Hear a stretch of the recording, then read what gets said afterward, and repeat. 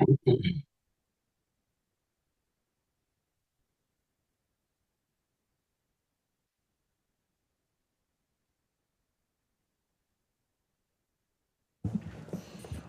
afternoon. Our first committee of the day is the Planning and Economic Development Committee. Those committee members are Fusco, Kamer, Connor, Boyes, and Hannah. All committee members are present whenever you're ready, Mr. Chair. Thank you, Sarah Viviano. We'll begin the Planning Committee meeting of Akron City Council. I'll respectfully request that we receive a motion for approval of the minutes of the previous meeting. Second. Excuse me.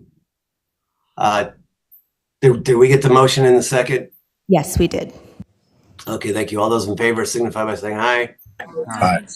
Against? The ayes have it. Thank you all very much. We have 5 items that are up for a public hearing this afternoon.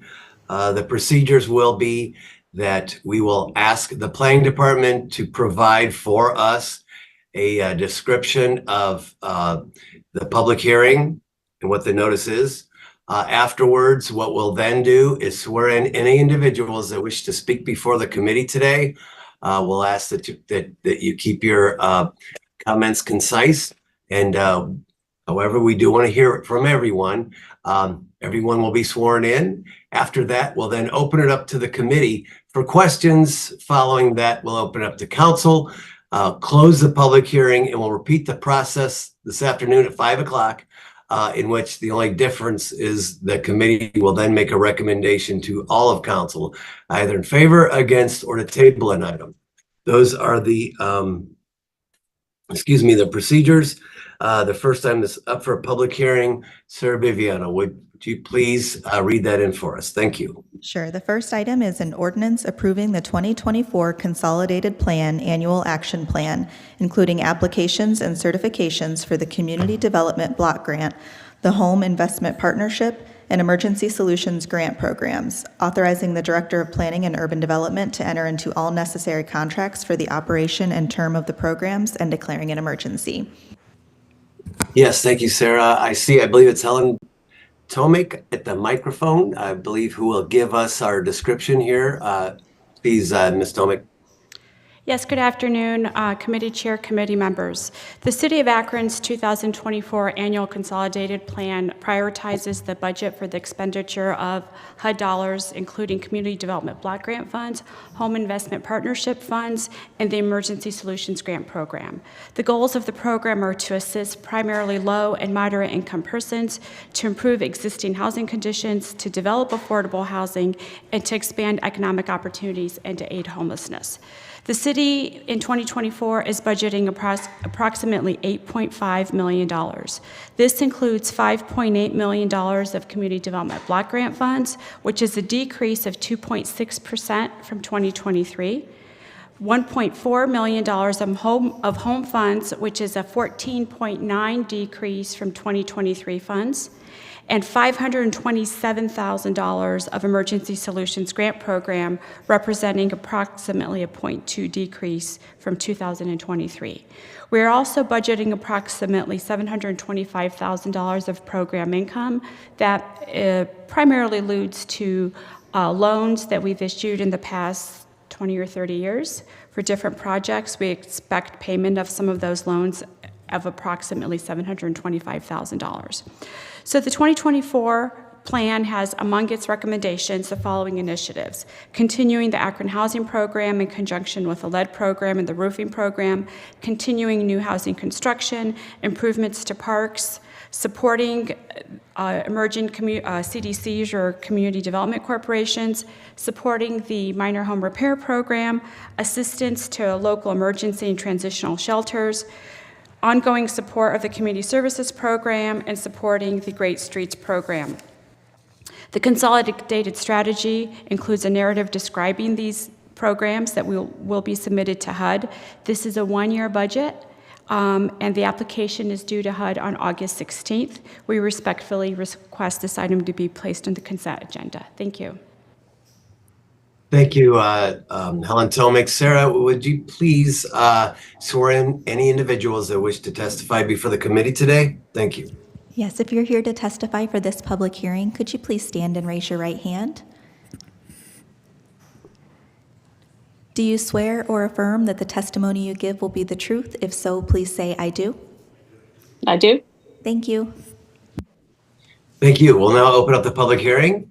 And if there's anyone, I guess we'll begin with the chambers. Is there anyone within the chambers, Sarah, that desires to speak? Yes, we do have some individuals here in chambers if you'd like to come up to the microphone. I'll let you go ahead and take that part of it, Sarah, if you don't mind. Please provide for us your name and address. Thank you. Marquetta Body. My address is 273 Mineola Avenue, Akron, Ohio, 44313. Thank you. Welcome. Thank you. Well, good afternoon now. I am Marquetta Body. I'm the Executive Director of the Summit County Continuum of Care. We're a coalition that works to prevent and end homelessness here in Summit County. As you all know, homelessness is on the rise. We've seen a 33% increase in first-time homeless this year. We have a huge influx of individuals who are experiencing unsheltered homelessness, and so dollars allocated to emergency solution grants to provide funding for shelters is extremely important, and also for rehabilitation of housing. That's really important as well. And so we support the allocation for this year. Thank you. Thank you for your comments. Thank you. Welcome. Good afternoon. My name is Joe Scalise. I'm Director of Housing Services at United Way of Summit Medina. I am a Continuum of Care member along with Marquetta, and we're here to advocate for these essential resources to our crisis bed system. Without this funding for both shelter and rapid rehousing out of shelter, we would be incapable of even operating an efficient system with the limited resources that we have. So I would ask for the support of both the ESG and home funds dedicated to rehousing folks that are Category 1 homeless. Thank you for your comments. Good afternoon. I'm Eric Alves with Access. The need for shelter continues to be at an all-time high. We at Access continue to have a waiting list that extends more than 365 days a year. Access is in support of plans for ESGP funding, CDBG funding for sheltering in Akron. Thank you. Thank you for your comments. Good afternoon. I'm Dr. Al Bragg, the Executive Director for Alpha Phi Alpha Homes, Inc. I believe that safe and sanitary housing should be a human right. And anything that we can do to help bring that to fruition, I certainly support. So I'm total support of both of these operations. Thank you. Thank you. Anyone else? Mr. Chair, we do have two people that joined online as well. I do see, yes, I will do this by alphabetical order. How's that? And I see Sibio Samso. We'll go Samso first. Good afternoon, everyone. I just wanted to say hello to so many former colleagues and friends. So good to see everyone. I'm here speaking on behalf of the United Way of Summit and Medina. I am the Associate Vice President for Financial Stability and Health. Basically, I oversee our bold goals 3 and 4. And the city has allocated CDBG funding in support of the Akron Financial Empowerment Center since the implementation back in 2019. The funding does come through, again, the CDBG CSP grant, and it basically equates to about 20% of our operating budget of the FEC. So the support that you've given us has been absolutely amazing these last few years. Again, the FEC is a partnership between the City of Akron and the United Way. And just to give you a quick stat, as of June of 2024, we have 4,828 individuals and their households on the path to financial empowerment here in Akron. And a lot of that has to do with, again, the CDBG CSP funds. So again, in favor of, consent for this particular item. Thank you so much. Thank you. Ms. Sibio. Yes, hello, everyone. Thanks for allowing me to join remotely today. I'm Rochelle Sibio. I'm the president and CEO of Habitat for Humanity of Summit County here at 2301 Romig Road. I'm sure many of you are aware, Habitat for Humanity builds homes. We also repair homes. In speaking on the home partnership funds, we have utilized since 2010 $1.31 million of home funds to support building approximately 27 affordable homes using Habitat's zero interest mortgage platform. Again, that's what makes a home an affordable opportunity for families that are on the low income scale at least 30% up to 80% maximum. These have been mostly scattered sites over the years, with the exception of the 8 that we built along East Avenue in the Kenmore cluster. And we're currently building 16 in North Hill, with a home commitment of $880,000 for those projects. In addition to the home dollars, just to also mention, the property tax exemption is what is allowed, again, these homes to continue to be affordable with mortgage payments of around $450 a month, because that 15-year tax abatement. So again, those two things combined, the home funds to reduce the family's mortgage and the tax abatement, certainly do help Habitat be able to propel and build more homes in the city of Akron.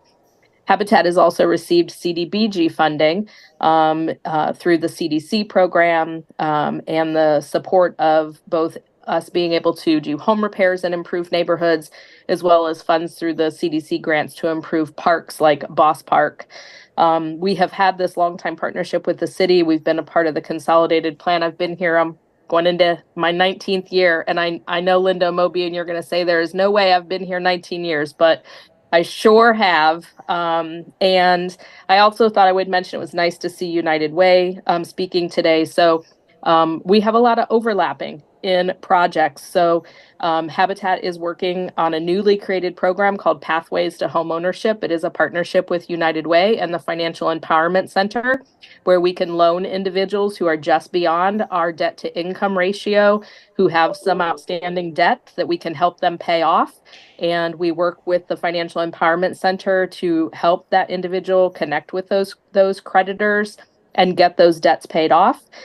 We have our first family. We have 3 in the program. We have our first family who has now picked a project at that North Hill development, and we will be partnering with United Way in the fall of 2024 to actually build her home. So we're super excited about that opportunity as well. So lots of overlap here. Very good. Thank you for your comments. You're welcome. Is there anyone else, Sarah? We don't have Okay, anyone well, else. Thank you. We'll close the public hearing portion and open it up to committee members at this juncture. I would just simply like to ask Helen, you had commented, I guess, 2 things. Number one thing is that we've experienced a reduction. Can you, I think you're reading, I'm not sure, but if you could kind of outline some of that for us a little better, the reductions that we've experienced. So our allocation is based on a formula, which is also then based on the amount of funds that Congress allocates every year. The amount of funds for CDBG was, at the congressional level, was standard. It was flat. However, every year HUD accepts new entitlement communities in the program. So that is spreading the peanut butter more and more. So our allocation has decreased in terms of the community development block grant funds. For the home funds, Congress decreased the overall budget by 15% as well at the national level, and that is then mirrored the 15% decrease that the city of Akron received. The same is true for the Emergency Solutions Grant. So all of these decreases are attributed to the amount of funds that Congress allocated for each of these programs. Thank you. Thank you for that detail. Plus, I request that we could possibly see the last 3 years of allocations. Yes, I can provide that to you, along with the percent decrease or increase at it every year. Yes, perfect. Thank you. Anyone else on the committee have any questions they'd like to ask? See anyone? Anyone? Any council members with questions? Yes, Mr. Garrett. Hey, you know, Mr. Garrett's having a hard time here. Can you hear me? Yes, sir. We can hear you. Okay, great. Thank you for your time. Thank you, Chair Fusco, for allowing me this time.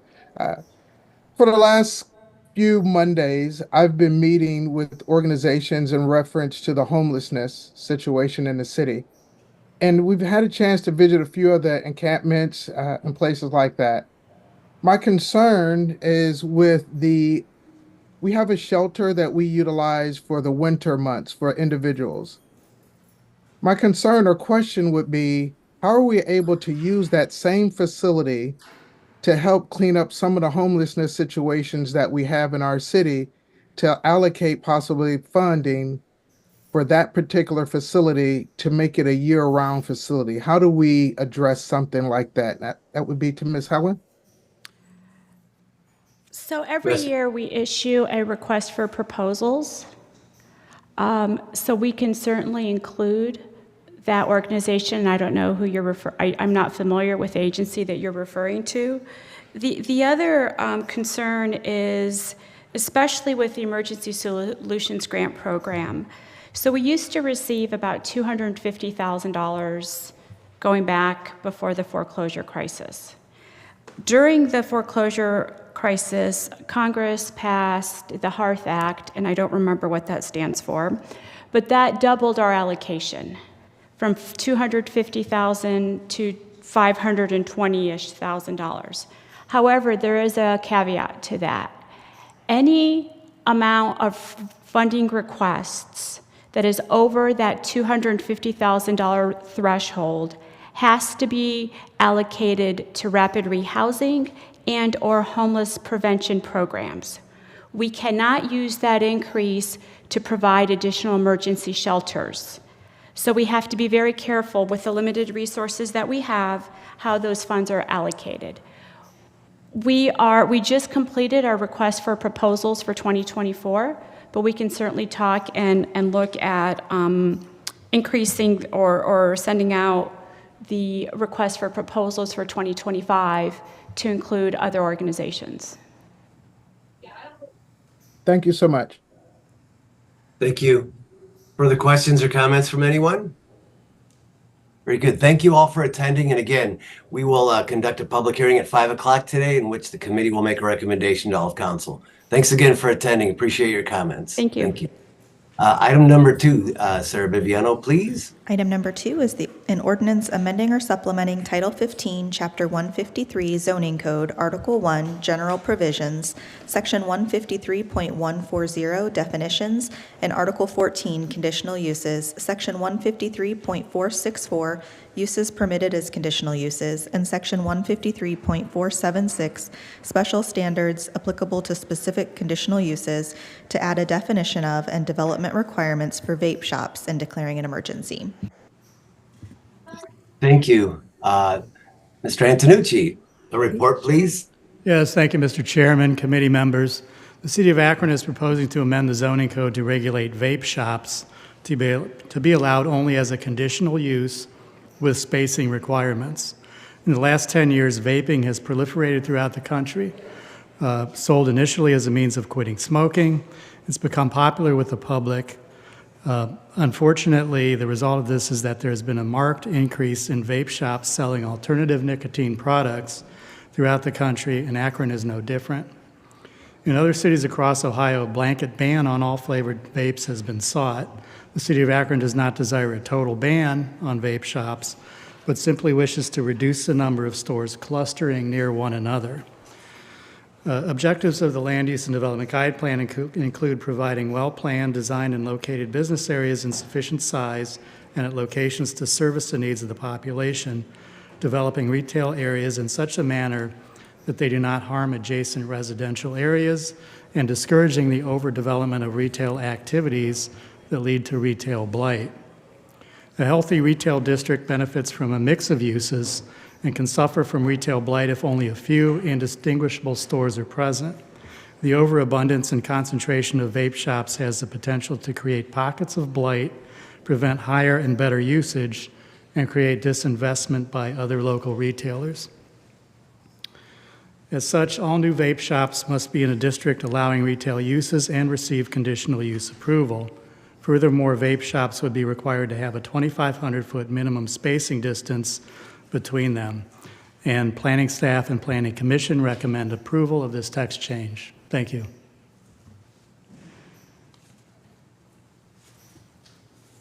Excuse me. Thank you, Mr. Antonucci, for your report.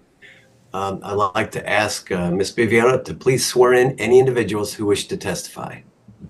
If you're here to testify for this public hearing, could you please stand and raise your right hand? Do you swear or affirm the testimony you give will be the truth? If so, please say, I do. I do. Thank you.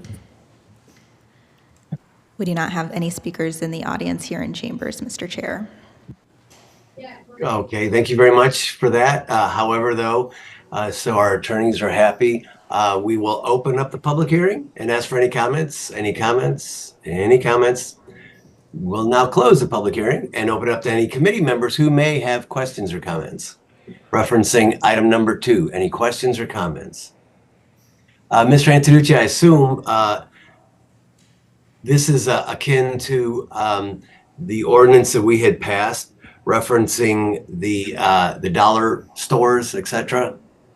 It is with respect to that 2,500-foot spacing requirement. So this goes Yes. a little bit further in that we will require a conditional use for a vape store, and also along with that, the 2,500-foot spacing. And also, one of the conditions for granting a conditional use will be that the store is in an area that would allow a retail use. Very good, sir. Question referencing, like, say, churches and schools. Is that included as well? We don't have a spacing from those particular uses. The idea is to kind of spread the use out. So if it's in a retail area, that 2,500 feet would apply, keeping it from another vape shop. But no, this does not add spacing requirements from schools and the like. Okay. Thank you, sir. Perhaps we may want to consider that over the next week or two. Any other comments or questions from anyone on council? Anyone? Very good. Don't believe I'm hearing any, seeing any. So we'll move on to item number 3. Mr. Chair, I'm sorry, Councilwoman Boyce has her hand raised here in chambers. Oh, okay, good. I apologize. Yes, Tina Boyes, Ward 9. I had a question. So we have some shops that sell alternative smoke paraphernalia. Would this apply if they don't sell vape juice as it's written? It does apply for some paraphernalia. There is a long definition in the in that. So yes, it would apply for that. There's a percentage. So. Okay, thank you. Thank you. Ms. Boyes, any other comments or questions? Very good. Hearing none, we'll now move on to item number 3. Item number 3 is an ordinance amending or supplementing Title 15, Chapter 153 Zoning Code, Article 1, General Provisions, Section 153.140 Definitions, and Article 14, Conditional Uses, Section 153.464 Uses Permitted as Conditional Uses, and Section 153.476 Special Standards Applicable to Specific Conditional Uses to expand the definition of and add development requirements for marijuana facilities and declaring an emergency. Thank you for that, Ms. Biviano. Mr. Antonucci. Yes, thank you, Mr. Chair, committee members.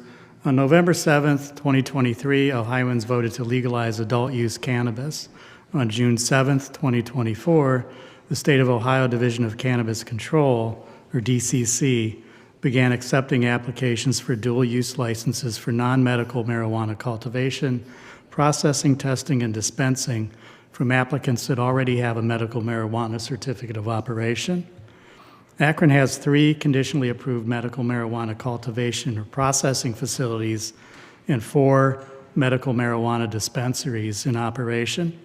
It's anticipated that 200 to 250 dispensaries will be added throughout the state. State will tax adult use sales, and 36% of the tax collected will be returned to local jurisdictions where sales occur. In anticipation of these new rules, the administration proposes amendments to the zoning code to regulate adult use and dual use facilities in accordance with state of Ohio requirements and to ensure public input and compatibility with surrounding uses and local safeguards. The proposed text changes would add an allowance for dual use and adult use marijuana facilities while applying all the requirements currently in place for medical marijuana cultivation, processing, testing, and dispensing. Conditional use approval would continue to be required with special standards, including state of Ohio spacing requirements of 500 feet from schools, churches, public parks, public playgrounds, and public libraries, as well as a requirement for a 1 mile minimum spacing between dispensaries and another marijuana facility. Considerations for approvals include the impacts of the facilities with respect to public safety, economic welfare, odors, and concentration within the surrounding community. The electorate has mandated that adult use marijuana should be legal and available. The proposed code requirements will allow the city close and ultimate control of the placement and quality of these desired facilities without closing the door to the potential opportunities in jobs, tax revenue, and continued medical benefits they can provide. And both the planning staff and planning commission recommend approval of this text change. Thank you. Thanks for your report. At this point, Ms. Viviano, if you could swear in any individuals who may be interested in testifying. If you're here to testify for this public hearing, could you please stand and raise your right hand? Do you swear or affirm that the testimony you give will be the truth? If so, please say, "I do." I do. Thank you. Very good. We'll now open up the public hearing and ask if there's any comments from anyone. Is there anyone in chambers? Anyone? There Okay, is we're no not- one here in the gallery. Those that were sworn in were here just to answer any questions if needed. Okay, great. Thank you so much. Thank you. So anyone else to testify before the committee? Seeing, hearing none, we'll close the public hearing portion up and ask if there's any committee members who may have questions. I just have one quick one for Mr. Antonucci and maybe a follow-up later on. But the one is, Mr. Antonucci, you had mentioned there's a mile in between. I assume this is in between sales, and would it also involve the grow, harvesting, what have you, whatever the technical terms are that we use, or is that just the sales piece, the 1 mile distance requirement?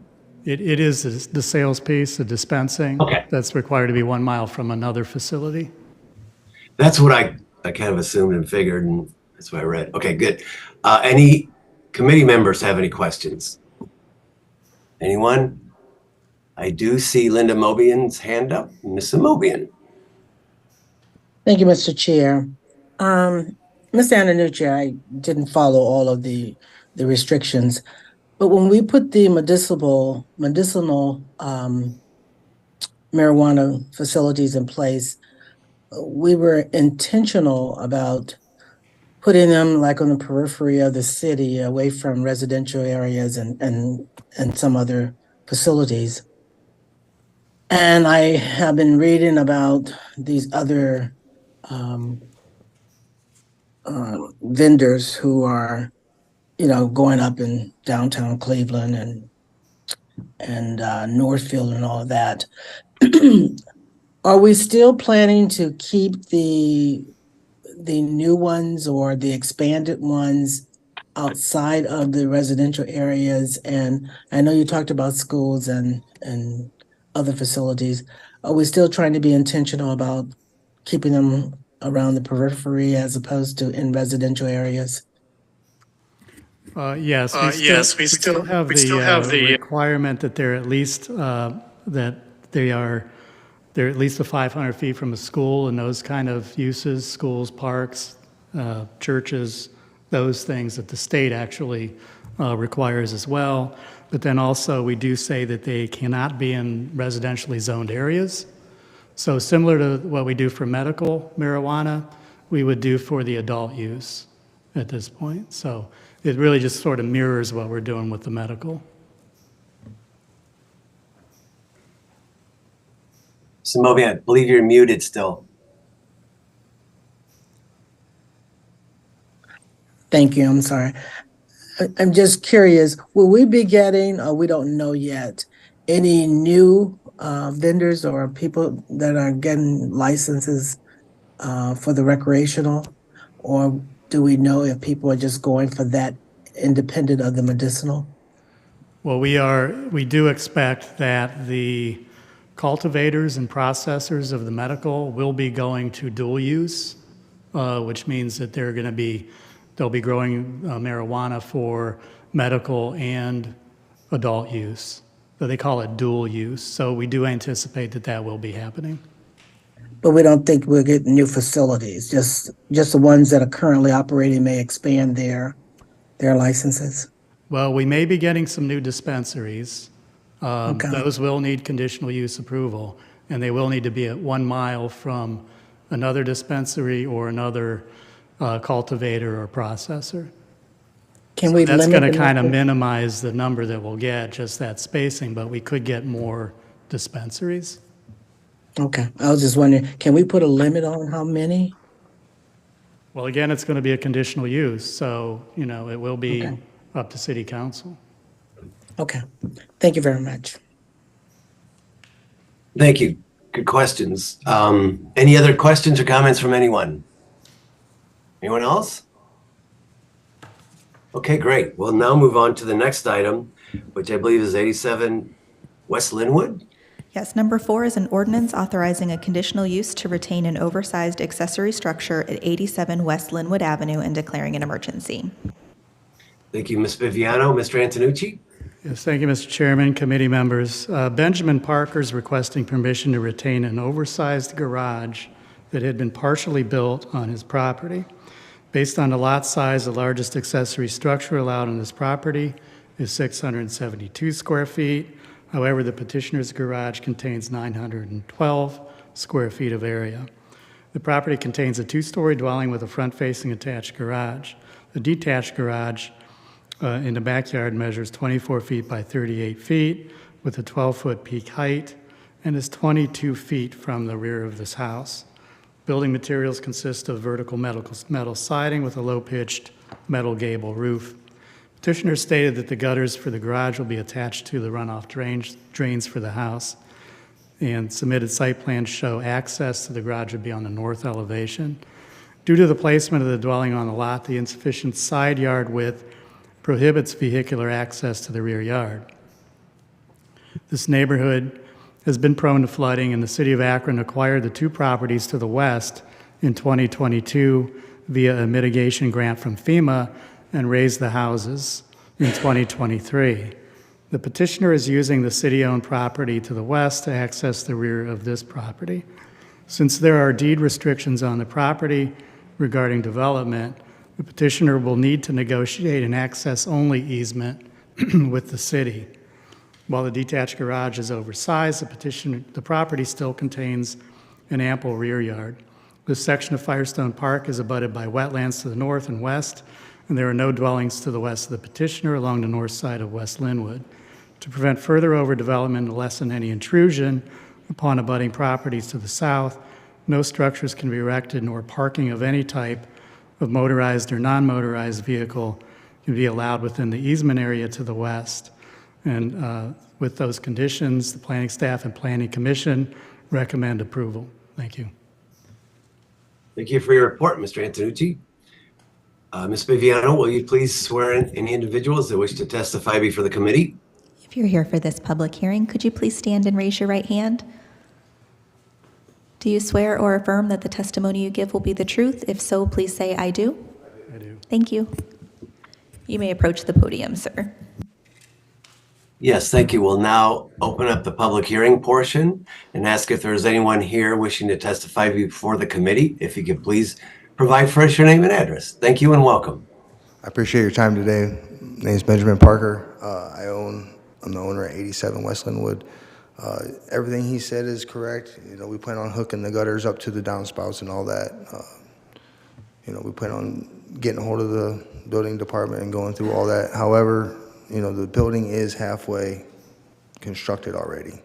We didn't know that we needed a building permit. It's more of like a pole barn. There's no foundation. There's just pilings in the ground, posts in the ground. So Gotcha. I apologize for that. Well, thank you for coming in, sir. We certainly appreciate it. Thank you. Any other comments? No, if there's anything that I need to do I need to go to the 5 o'clock hearing? it would be helpful, or you could possibly even Zoom in if you're so inclined. I don't want to say either way if you should or shouldn't show up, but it doesn't hurt, at least in case someone has a question or something. But we will be making a recommendation to all council at that time at 5 o'clock. Okay, I appreciate it. Thank you. Okay, thank you, sir. Thank you. Anyone else that wishes to speak before the committee? Anyone else? Very good. We'll now close the public hearing portion and open it up to any committee members who may have questions or comments. Anyone who wishes to have any comments on the committee? Any council members? Anyone on council? Okay, very good. Again, sir, we'll invite you back at 5 o'clock. You're free to Zoom in if you would so be inclined, or you could appear in person. Either way, we certainly appreciate it. And thank you very, very much for coming in this afternoon. Item number 5, Ms. Viviano. Item number 5 is an ordinance authorizing a conditional use to construct a detached mother-in-law suite at 2574 Addiston Road and declaring an emergency. Thank you. Mr. Antonucci, please. Yes, thank you, Mr. Chairman, committee members. Mihaela and Valentine Mitch Roman are requesting permission to construct a detached structure for a mother-in-law suite. The proposed structure roughly measures 52 feet in width by 22.5 feet in depth for a footprint of approximately 1,066 square feet of area. It will have a hip and valley roof built to a height of 15 feet and will be set in the backyard with the front elevation facing north. The interior will contain 762 square feet of living space, including a single bedroom, bathroom, kitchen, and a great room. There is also an attached 304 square foot storage area. Exterior construction materials will consist of a wood frame structure with siding all around the facade and a shingled roof. Several windows will be installed on all 4 elevations. The proposed structure would be utilized as a dwelling for the family of the petitioners and for storage of tools and lawn equipment. The proposed size of the detached structure would not significantly increase the building density on this large property, and the height and location of the structure conforms to development requirements. This property is well maintained, and this proposal will add value to the property without negatively impacting abutting properties, and the planning staff and planning commission recommend approval, subject to conditions. Thank you. Thank you for your comments, Mr. Antonucci. At this time, Ms. Viviano, will you please swear in any individuals who wish to testify before the committee? Could you please raise your right hand? Do you swear or affirm that the testimony you give will be the truth? If so, please say, I do. I do. Thank you. Yes, my name is Valentine Mitch Roman, and on 2574 Addiston Hearing's Road. open. Sorry, sir, I just want to officially open up the public hearing. Please, if you could. Sorry to interrupt you. You want me to repeat that? Good. Okay. Give us your name and address. Thank you. My name is Valentine Mitch Roman, and I live on 2574 Addiston Road in Akron, 44313. The last 2 years, we consulted a couple of construction companies, to see if we're going to be able to do an attached to the house, and it's not going to be a solution. We don't have enough room either way, in the front of the house, the side of the house or in the back. And we have a large yard, in the back, and I do have young kids. My daughter, she's gonna be a senior at the Case Western University, and she'd like to come and live with us, and we're not gonna have enough room. We also have a son, which is start to help me on a business we own. We own Rowmaster Corporation. It's a building maintenance and supply sales company here in Akron, and we service even the city of Akron, a lot. And I try to keep them close to the business, close to the house. And this is the intent, and I appreciate if you're going to approve this project. It's not going to be, I want to assure you, it's not going to be a rental property. It's guaranteed, never. It's only for family use. Thank you, sir. Thank you so much for your comments. We really appreciate it. Thank you for coming down. Sure. Is there anyone else wishing to speak before the committee today during this public hearing? Anyone else? Okay, we're not hearing or seeing anyone. So we'll close the public hearing portion and open it up to any committee members who may have questions or comments. Anyone? Any council members with any questions or comments? Okay, not seeing anyone, we'll move on to the balance of the regular agenda. At this time, I'm going to request that item number 11 be filed.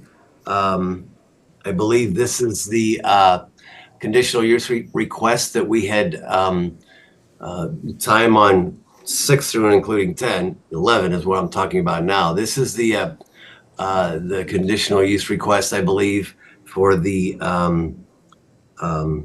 location on White Pond, in which we're going to have sales and office use and perhaps retail.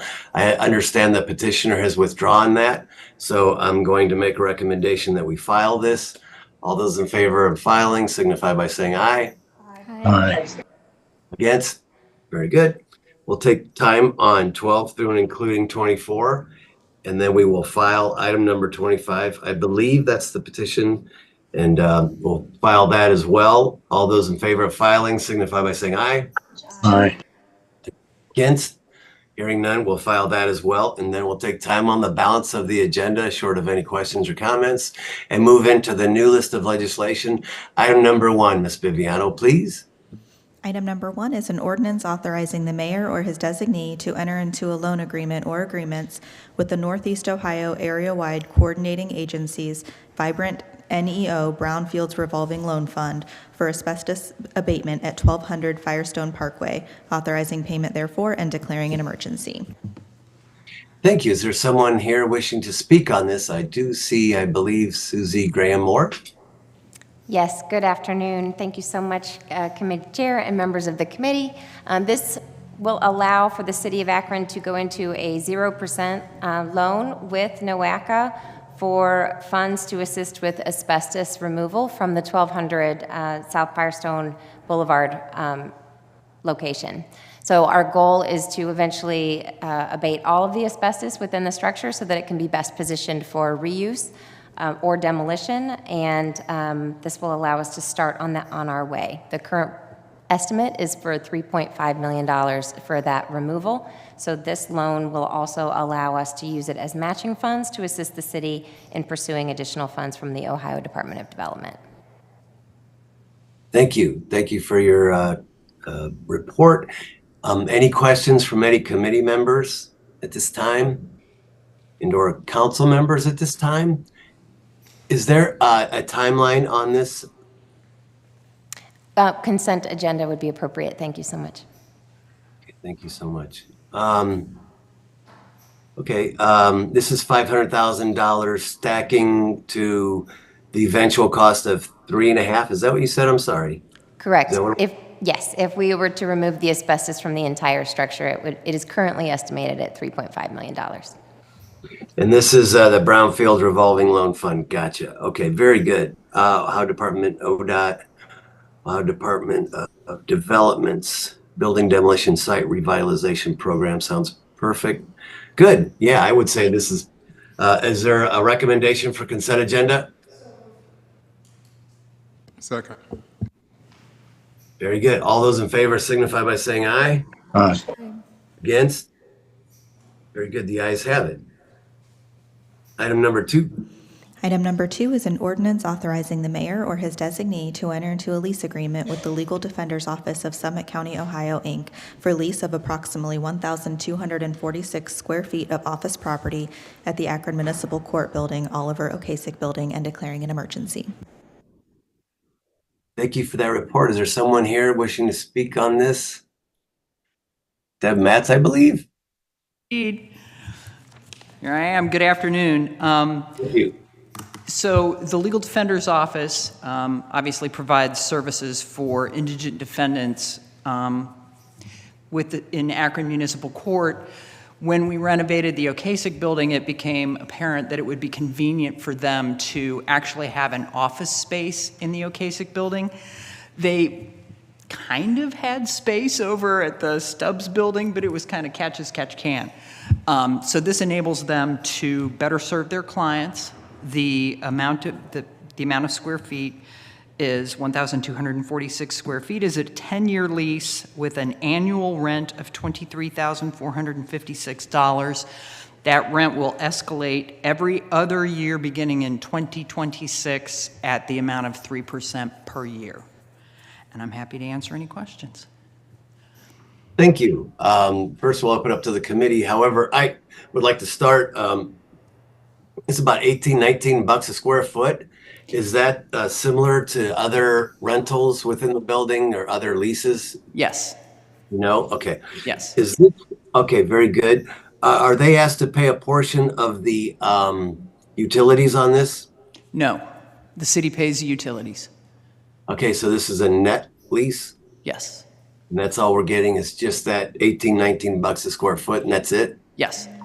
Okay, is there any parking consideration on this as No. well? No, they have to obtain their own parking. Okay, okay, good. Thank you so much. Appreciate it. Thank you. Welcome. Any committee members? And if not, Ms. Linda Mobian. I'm curious, who's responsible for paying this? The legal, rental fee. the contract we have is with the Summit County Legal Defenders Commission. I suspect that it's that commission who actually pays the rent. That's who operates the legal defender's office. And my question has to do with if they were not expected to pay rent, would there be more dollars available to defending the indigent citizens of Akron? Like sometimes we charge, people charge us like $1 for something or a couple of dollars. I'm just curious, would there be more dollars available to defend more defendants? That's a good question. I'm assuming that they built that rent into their budget because they knew how much it was back last year when they were preparing their budget. And so I'm assuming that the amount of that rent is built into what they are going to be receiving from the city of Akron, and hence it may well impact on the amount of services that they can render, but I'm not sure. Okay. And it sounds like this has been something that's been going on for years, I'm sure. But it just occurred to me that if they didn't have this expense, maybe there could be more funds available to defend more indigent citizens. Just a question. And if you could just ask and let us know, that would be Certainly. helpful. Certainly, I can Thank get you. the answer to that question. Thank you so much. Sure. Very good. Any further questions or comments? Very good. At this point, looks like we'll have a outstanding question. So is 1 week's time okay? Yes, that would be fine. Okay, very good. Is there a motion to refer item number 2? Second. All those in favor signify by saying aye. Aye. Very good. Against? The ayes have it. So with that, I do believe that we're adjourned. I'll turn it over to Sarah Biviano, our clerk of council. Our next committee today will be the Rules Committee, and it will begin at 2 o'clock. Those committee members are McKittrick, Fusco, Amobian, Connor, and Davis. Again, that's the Rules Committee, and it will begin at 2 o'clock. Thank you.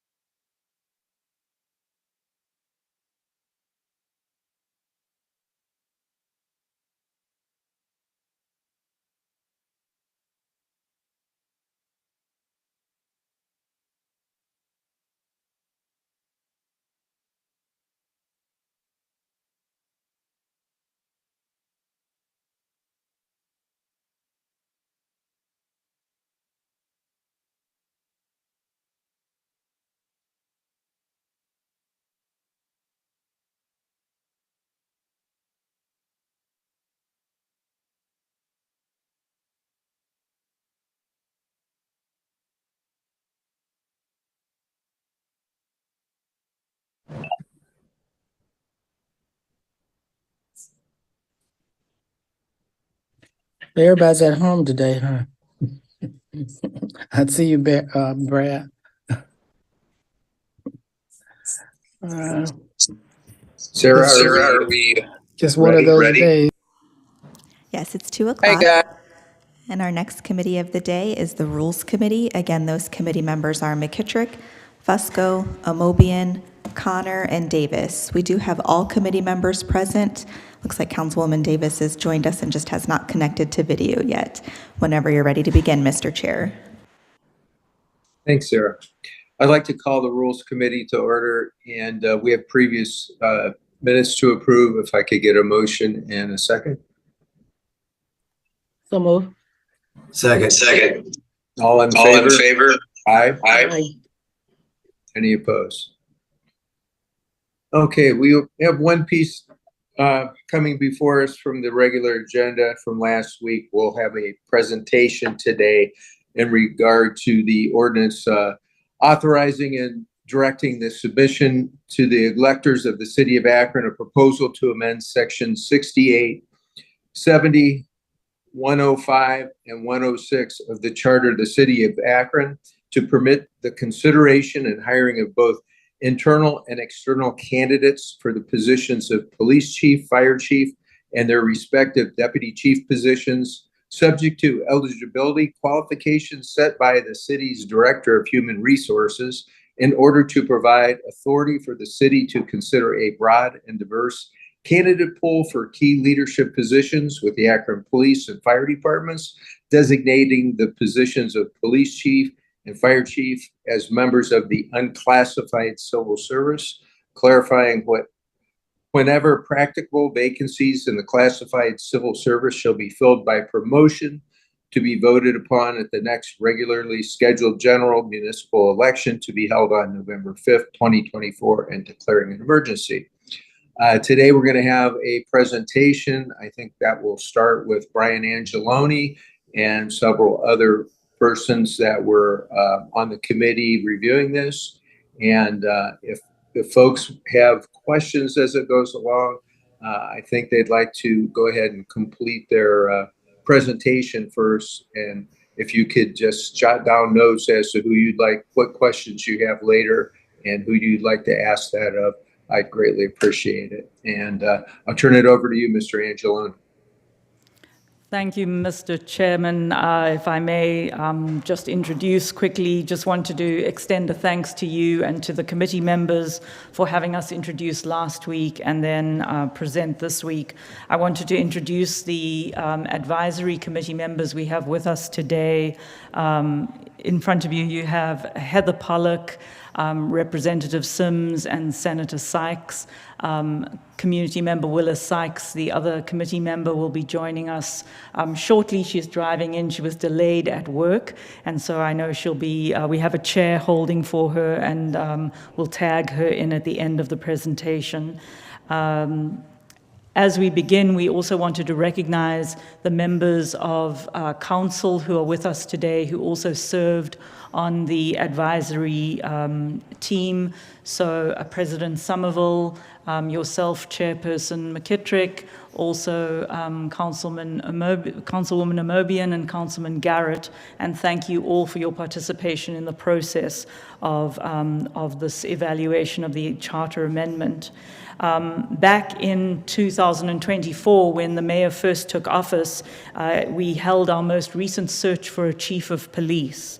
And the city identified a legal prohibition against considering an outside candidate and determined that only a limited number of individuals from the rank immediately below were eligible to be promoted into the chief and deputy chief positions. A similar issue exists with respect to the chief and deputy chiefs of the Akron Fire Department.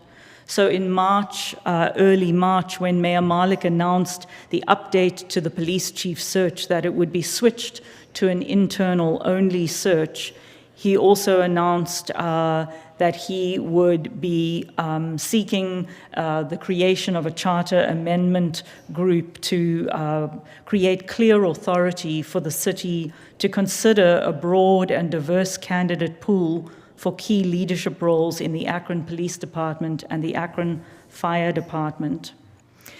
So that has led us in receiving a great deal of community feedback to the process that we are representing and reporting back to you on today. And I would like to hand over to Deputy Law Director Brian Angeloni. Thank you. Thank you, Nanette. Mr. Chair, members of the committee, good afternoon. Thank you for the opportunity to come and give a presentation to you. Also appreciate your time and your consideration. I guess to kind of give you the overview of what I'm going to talk about, kind of three different things. So one is kind of the overview of how the charter gets amended via legislation, sort of what our internal process was between law and the administration and the committee, and then kind of just walking you through at a very high level what the proposed changes are and kind of what their effects will be. So to start, I'm sure you are all aware, so there are really two ways to initiate a charter amendment. It's by initiative petition or by legislation from Akron City Council. Understanding that, and as Nanette talked about, the mayor's commitment here, understanding the most timely and cost-effective manner of amending the charter in order to get this proposal in front of voters this November, the administration, in conjunction with the committee, has created the present legislation for your consideration. So procedurally, the process for amending the charter by council legislation, it's outlined in Charter Section 136. It's also detailed in Sections 8 and 9 of Article 18 of the Ohio Constitution. So that's where the framework for how this all works is spelled out. These provisions require a 2/3 vote of City Council to approve submission to the voters at the next regular municipal election. There are some timing constraints in the framework that's developed. Specifically, the election itself must not be less than 60 nor more than 120 days from the date the ordinance approving the submission is passed. So what that means here is the ordinance had to be passed by, or has to be passed by council between July 8th, which is already passed, and September 5th. So we can actually simplify it here because July 8th has passed. The ordinance simply needs to be passed prior to September 5th in order to get it onto the general ballot on November 5th. So as you all can imagine, we approach potential changes to the charter, which is akin to our city constitution, in a very serious and methodical way. In this instance, the law department was tasked with remedying the inability to consider, well, let me take a step back. Really, there was one huge issue that was identified, and that was the problem of, well, we can't go outside of the city ranks to consider candidates for the police chief position. We discovered that's a similar problem with fire as well. And so the task that was at hand was, how do we solve that problem and create a broad and diverse pool of candidates so that we can have a very robust sort of process to select. So again, the focus was on a robust, solid process for interviewing and selecting ultimately the chief positions. So that was the problem that we were tasked with fixing in law. And there's some other tangential issues with certain, I'll call them outdated civil service requirements that really don't apply to a chief level position. So we were addressing those as well. But ultimately, we looked at a variety of provisions to accomplish the desired result, and we ended up proposing changes to 4 separate provisions of the charter to accomplish that. Now, obviously, these are 4 different provisions of the charter, but they really are on the single subject of creating a broad and diverse pool for the chiefs and deputy chief positions. So it's all kind of wrapped together in one subject. I'm going to take a tangent for 1 second, if you'll allow me, Mr. Chair. But I would be remiss not to acknowledge exceptional efforts, specifically of 2 of our assistant directors of law, both Brian Bremer and Rebecca Trudeau, both of whom contributed greatly to this amendment. Each spent many hours with Director Batts and myself to come up with the ultimate language that you have here in conjunction, obviously, with the committee's work. But I just wanted to acknowledge those two fine attorneys and their work on this project, because it was good. It was great work. So, in any event, once an initial draft amendment was created, the language was then presented to the Special Charter Amendment Committee for consideration and debate. Multiple meetings of the committee were held. Robust, good conversations were had. I think that there was a lot of open dialogue, a lot of candid dialogue. There was some disagreement, which is good, because that's how we come to the best possible outcome. President Somerville is nodding. She was in those discussions. And so, again, the goal here is to obtain the strongest possible process for selecting not only the chiefs of police, but also their respective deputy chiefs. So ultimately, after those many meetings, a general consensus among the group was reached of the committee members. And that consensus, again, was weaved into the ordinance that you all have in front of you, which has, obviously morphed and taken shape different ways, depending on the feedback from the group and the committee. So that's what you have before you. So I mentioned that there were 4 sections of the charter that would be potentially altered by this proposal. I understand that you all have had this for a week, so you probably have delved into it a little bit more, so I don't want to speak out of turn or anything, but I thought it might be helpful to kind of just help summarize at a high level what provisions are being altered and what the effects of those changes would be. So I'm just going to kind of go through section by section and just talk you through briefly about that. So the first 2 sections that would be amended are Section 68, which deals with police, and Section 70, which deals with fire. So aside from the distinction between police and fire, the changes that are before you are substantively identical. So I'm really going to treat both Section 68 and Section 70 as one and the same for discussion purposes. So they do the same things, it's just one does it in police and one does it in fire. So what are the changes doing here? First, and not surprisingly, the amended sections now explicitly permit internal or external candidates to be considered for both the chiefs and the deputy chief positions. So again, that was going to the heart of the issue that Mayor Malik ran across back in March, and the proposal to amend the charter to address that was we need to be able to create a better process. These provisions also eliminate the minimum mandatory 4-year term for the chiefs of police and fire. That is a provision sort of that's been a remnant of the past, and I'll get to that a little bit more in one of the other sections. So there's a reason why we're altering that, but we are taking that minimum 4-year mandatory term out. In addition, and this is interesting, but the concepts of deputy chiefs are not anywhere distilled in our actual charter. As it currently stands, there is no mention of deputy chiefs of police. There are no deputy chiefs of fire. And so what we are doing is we are explicitly adding those positions into the language of the charter itself. And as part of that, we're also authorizing the respective chiefs, police and fire, to select their deputies. So under this proposal, the chiefs of police would have the ability, and chiefs of fire would have the ability to select their deputies, which is not the case now. Now that's vested with the mayor. Another part that has been edited, amended, it will eliminate the necessity of a specific rank or minimum number of years of service for both the chief and deputy chief candidates.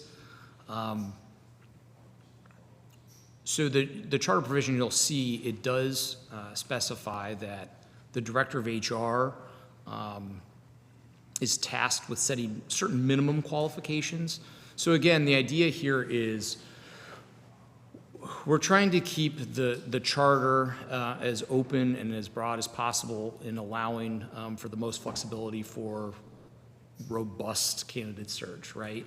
So what we're doing is we're eliminating any arbitrary requirement that somebody be a deputy chief to become the chief. Well, perhaps if we're looking outside of the city, they don't have deputy chiefs. Perhaps they only have lieutenants or sergeants. It's a possibility. So what we're doing is we're trying to make the charter more universally applicable to the rest of the world. So we are universalizing it in that sense. And that's why we're taking out those. Now, granted, we're not going to have rookies who are serious candidates for the chief position, so there will be minimum qualifications set for years, and that makes sense. But that really is more of a function of the HR department, not so much the function of the charter to set out what those restrictions are. Let's see. The last piece of amendment to those particular sections is really important and was kind of a unique development from the work of the committee. And it was a very collaborative kind of process that got us there. But it's a requirement that the mayor engage in a robust chief and deputy chief candidate search, and that he set a procedure for considering candidates. So that sounds a little obtuse, just to say it out loud, but really it's really fascinating because currently in our charter, there's no requirement that the mayor engage in any kind of overarching broad search for a qualified chief candidate. He or she could literally just pick the deputy that they like, and that could be that. That's the way the charter currently exists.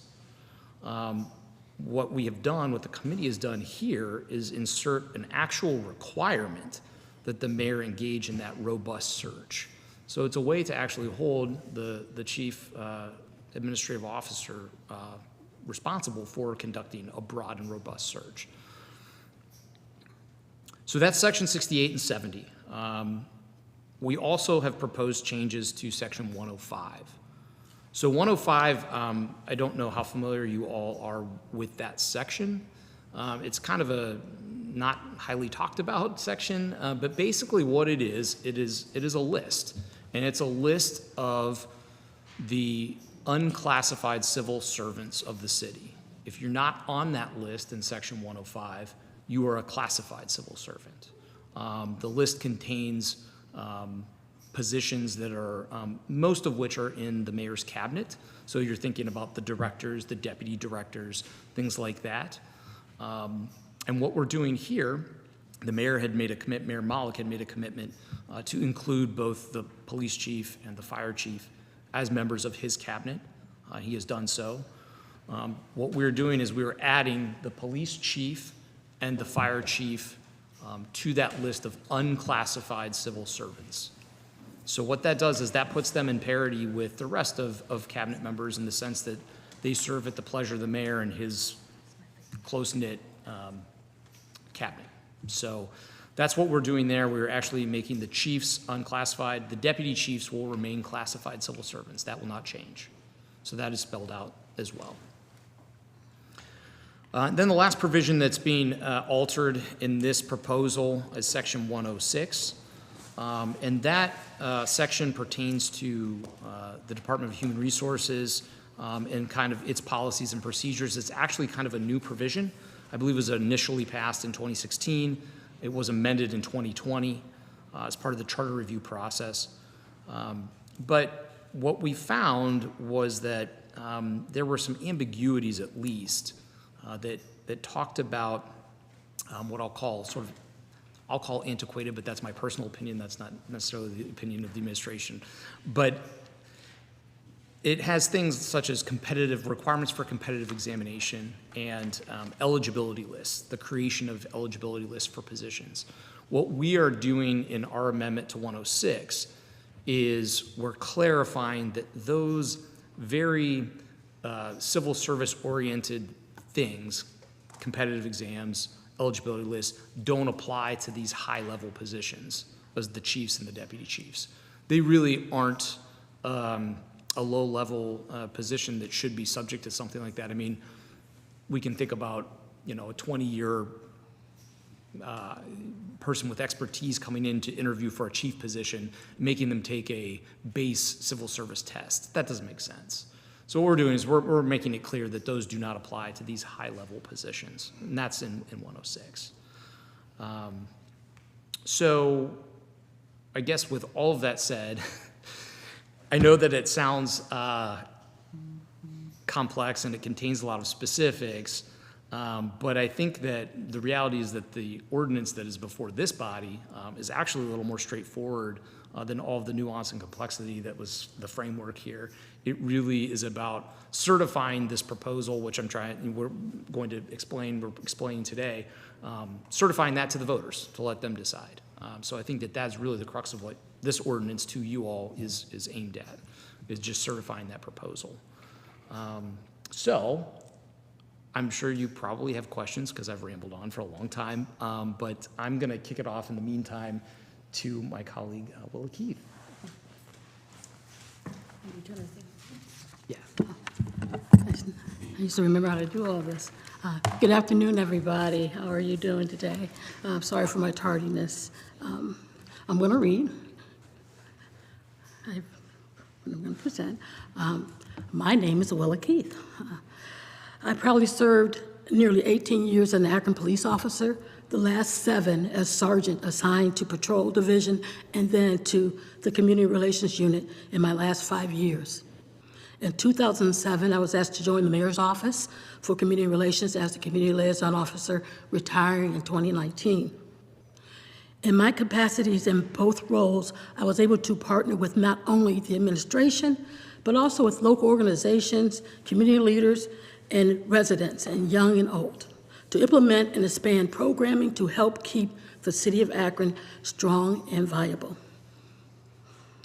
Having experienced firsthand the impact of having a police and fire department that reflects the diverse makeup of our citizens can have in our community, when I was invited to the advisory committee to serve, I did not hesitate to be a part of this discussion and lend my perspective to the conversation.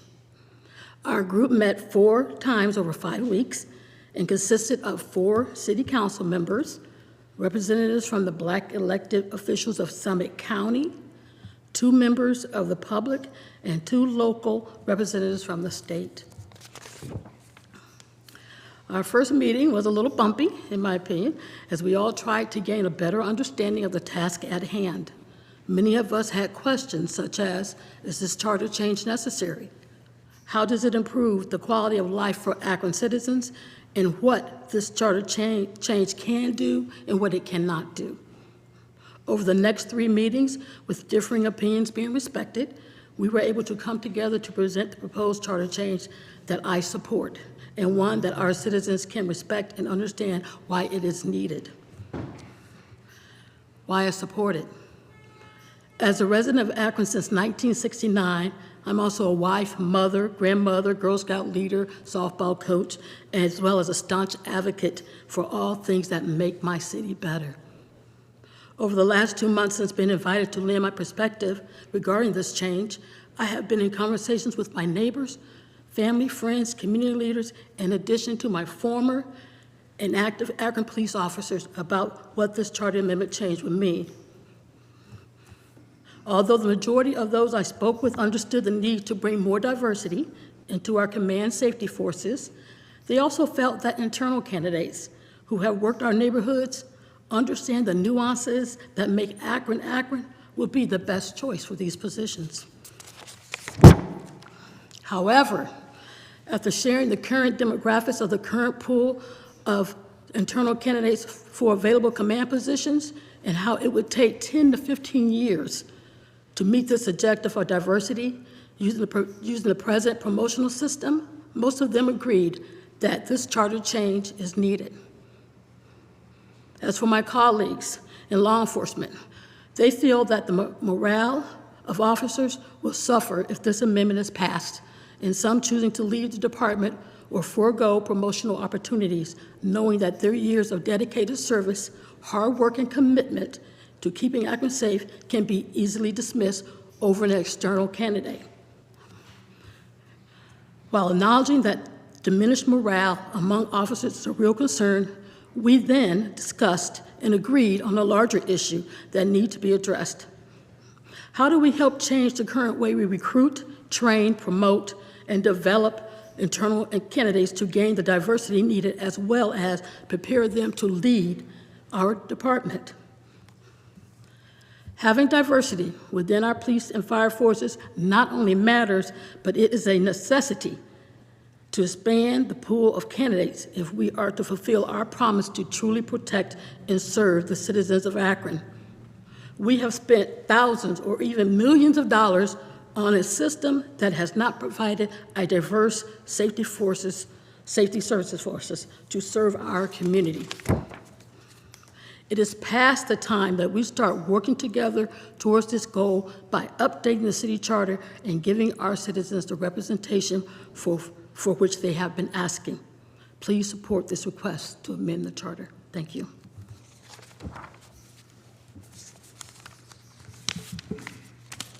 Hello, members of council. I'm glad to be here today. I'm Heather Pollack. I'm one of the community members who is not an elected official or anything like that. This fall, I will begin my 24th year as a classics professor at the University of Akron. I feel lucky to work in education. It gives me an opportunity to participate in things that intersect my passions. I co-chaired the university's annual series Rethinking Race for years and ran the university study abroad program for 5 years. The work of helping students develop both their global and civic lenses is work in which I'm always learning. And so I'm grateful for an opportunity to extend that in this instance. I've been keeping a close eye on how Akron is navigating its policing issues, so I was honored to be asked to join this committee. As Willa mentioned, we met 4 times over 5 weeks. It was powerful stuff. I don't think anyone held back. Bumpy was a good word. I think there were some real discussions, which I appreciate.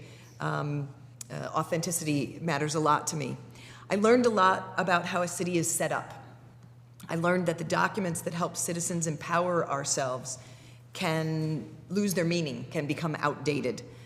Things that were once in place to make the city run optimally may no longer have the ability to do so. And I think it's up to the citizens to lead the changes that will bring us back to optimal. It was fascinating to read the language of our city charter, and even more exciting to be asked to help look at it critically. But I think the magic of the committee really comes down to this. We expressed our concerns, our desires, what was negotiable and what wasn't, and then people with real expertise made our ideas into words. Law Director Deb Matz and Deputy Law Director Brian Angeloni pulled out of the ether the many things we offered and made it into language by which we can be governed. That's no small feat. I think really there was a lot of heavy lifting in this. And you mentioned a few other people, Bremer and Trudeau, that I didn't even know were working behind the scenes, so my thanks goes to them as well. They could have easily done this work without us, but they didn't. And that was the important part. They asked us. And I'm sure they were repaid with headaches and gnashing of teeth and all that kind of thing. They explained all the whereases and all the other elements of a charter that most people never see until a part of it is on a ballot somewhere. Working on this committee reminded me of the importance of matching up people who know the field, who have dedicated themselves to it, with people who want their say, who want change but may not know how to use their power to get it. And so the committee put together people who want their say with people who know how to say it so that it works. And I thought this was really important. Frankly, I'm really sad it's over. I hope there are more opportunities to work in this way. A couple of things that really stood out for me were the parts about removing the 4-year contract and making the position unclassified. In a world where tenure is a constant topic, I've seen both sides of how something that is probably built for the greater good can also go south. I'm sure everyone in this room, you may raise your hands, has had that professor who's been in the field a little too long, who's hung on past the ability to be meaningful and vital to their students. I've seen it. Hopefully I have the grace to bow out before I become that prof. We'll see, fingers crossed. So sure, I think on the outset saying something like a 4-year term for chief sounds like a great idea as far as job security goes. But what if the candidate for chief is only 2 years shy of her retirement? Does that mean she has to keep working the job for the full 4 years? Or what if she can give it her best for 6 years? Shouldn't that be an option? What I learned in our committee is that these things aren't really charter items. They're the kinds of things that people negotiate in their contracts. They're more like HR matters, decided by individuals in the present as the times dictate, not wedded to the language from 1935, 1980, or even 2000, which is when these scaffolds were set in place. As for the unclassified piece, I think folks get caught up in the language there too. I think the words at will sound like willy-nilly. This change will bring the chiefs and deputies in line with other members of the mayor's cabinet, not to serve the mayor at his whim, but to serve us as we move into the future. The real takeaway for me in these two sections, in fact, the whole process, was that Mayor Malik is invested in building tools that the city can use to improve itself. I agree, Akronites have cried out for very specific needs and wants in the wake of our recent civic struggles. But like Deb and Brian illustrated, passion must be given a direction if it's to work. Just as the mayor cannot simply dismiss a chief because he feels like it that day, he can't also hire someone simply because they're a person of color or a female, as much as that's the kind of change that many of us are calling for. It can't be done that way.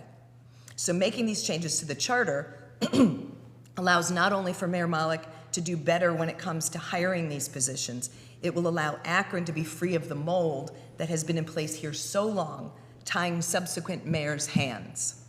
I support this legislation because I've paid close attention to what this mayor means to do. Be intentional. That takes listening, followed by thoughtful action. He can't do either of those things with the language that binds him in this charter. As it stands now, sections 68, 70, 105, and 106 dictate that police and fire leadership can only be the way they've always been, starting in 1935, changed only slightly, only twice, and not since 24 years ago. He intends to bring us into a time that reflects Akron's gifts, not just our footfalls. So he asked people to talk about it, and we did, and he asked us to build something, and we did. We built something that will allow the city to become its best self. I feel confident that these amendments will serve all of us on that journey, and I sincerely hope you will agree. Thank you. Good afternoon, everyone. To the chair, to the members of the Rules Committee, thank you for the time to address this body this afternoon. To the Madam President, always good to see you. As was mentioned, my name is Veronica Sims, and I have the honor of serving this community as a representative of Ohio's House District 33. I count it a privilege to have had the opportunity to serve on the Charter Amendment Committee, to offer insights, suggestions, thoughts, and ideas. I greatly appreciate all the dedicated individuals counted among this group. Our discussions were broad, and they were deep, and at points mildly laced with a tad bit of passion. But the primary intent to do what's best for the community of Akron was never veered from. Having the opportunity to have served on the last Charter Amendment Committee led by the Coalition to Improve Police Community Relations, I can say unequivocally for me, that commitment remained at the center of my engagement. In my humble opinion, one of the crucial ways to foster this ideal is to work to ensure that our safety forces reflect the makeup of our community that it serves. This charter amendment will help bring a greater assurance to this espoused idea via the expansion of the application pools for critical leadership roles within the ranks of our safety forces. Having served with this distinguished body of elected officials in the past, the lack of diversity, concerns over the representation of our safety forces, and the desperate need to better improve community relationships, police community relations, are not a subject matter of discourse that is new to us. I know there was much discussion around what the mayor could actually do right now. I think this committee no longer wants to leave that to the subject of someone's opinion, but to make it So by enshrining it in what we consider our city's constitution or our charter. With that in mind, I just want to reiterate my support for the charter amendment. I believe it moves us in the right direction. Our city is a beautiful tapestry of diversity, and that should be reflected in our city's safety forces as well. Again, thank you, Mr. Chairman, to the members of the committee, and to members of council that are present here today. Madam President, members of council, I'm Vernon Sykes, a member of the Ohio Senate, and on this panel. So glad to have the opportunity to serve. I really appreciate this. But the first seat that I served, the public elected position, was in Akron City Council. And that's where I learned to appreciate the hard work that you do and the importance and significance of what you do. So back here today to talk about one of those important issues. Akron, the state of Ohio, and its country is at a crossroads. We've been being challenged with issues about criminal justice reform. Our populations are becoming more diverse. We have a history of distrust and issues about fairness. There's an urgent need to modernize and update our policies and procedures. There's controversy over what the administration may or may not do as relates to our existing charter and some of the provisions.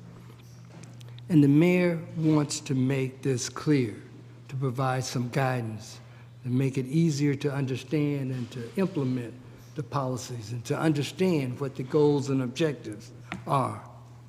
So the mayor has assembled this citizens panel that I'm glad to be a part of, working with the law department, and we've come forward with some recommendations.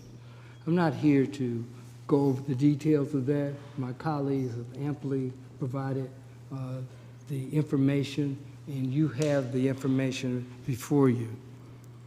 I'd like to say that I believe that this, for the first time that I can recall, that the city of Akron, the charter, in our city's constitution, we will establish and a goal to encourage strategies to seek to obtain a diverse pool of candidates for leaders of our safety forces.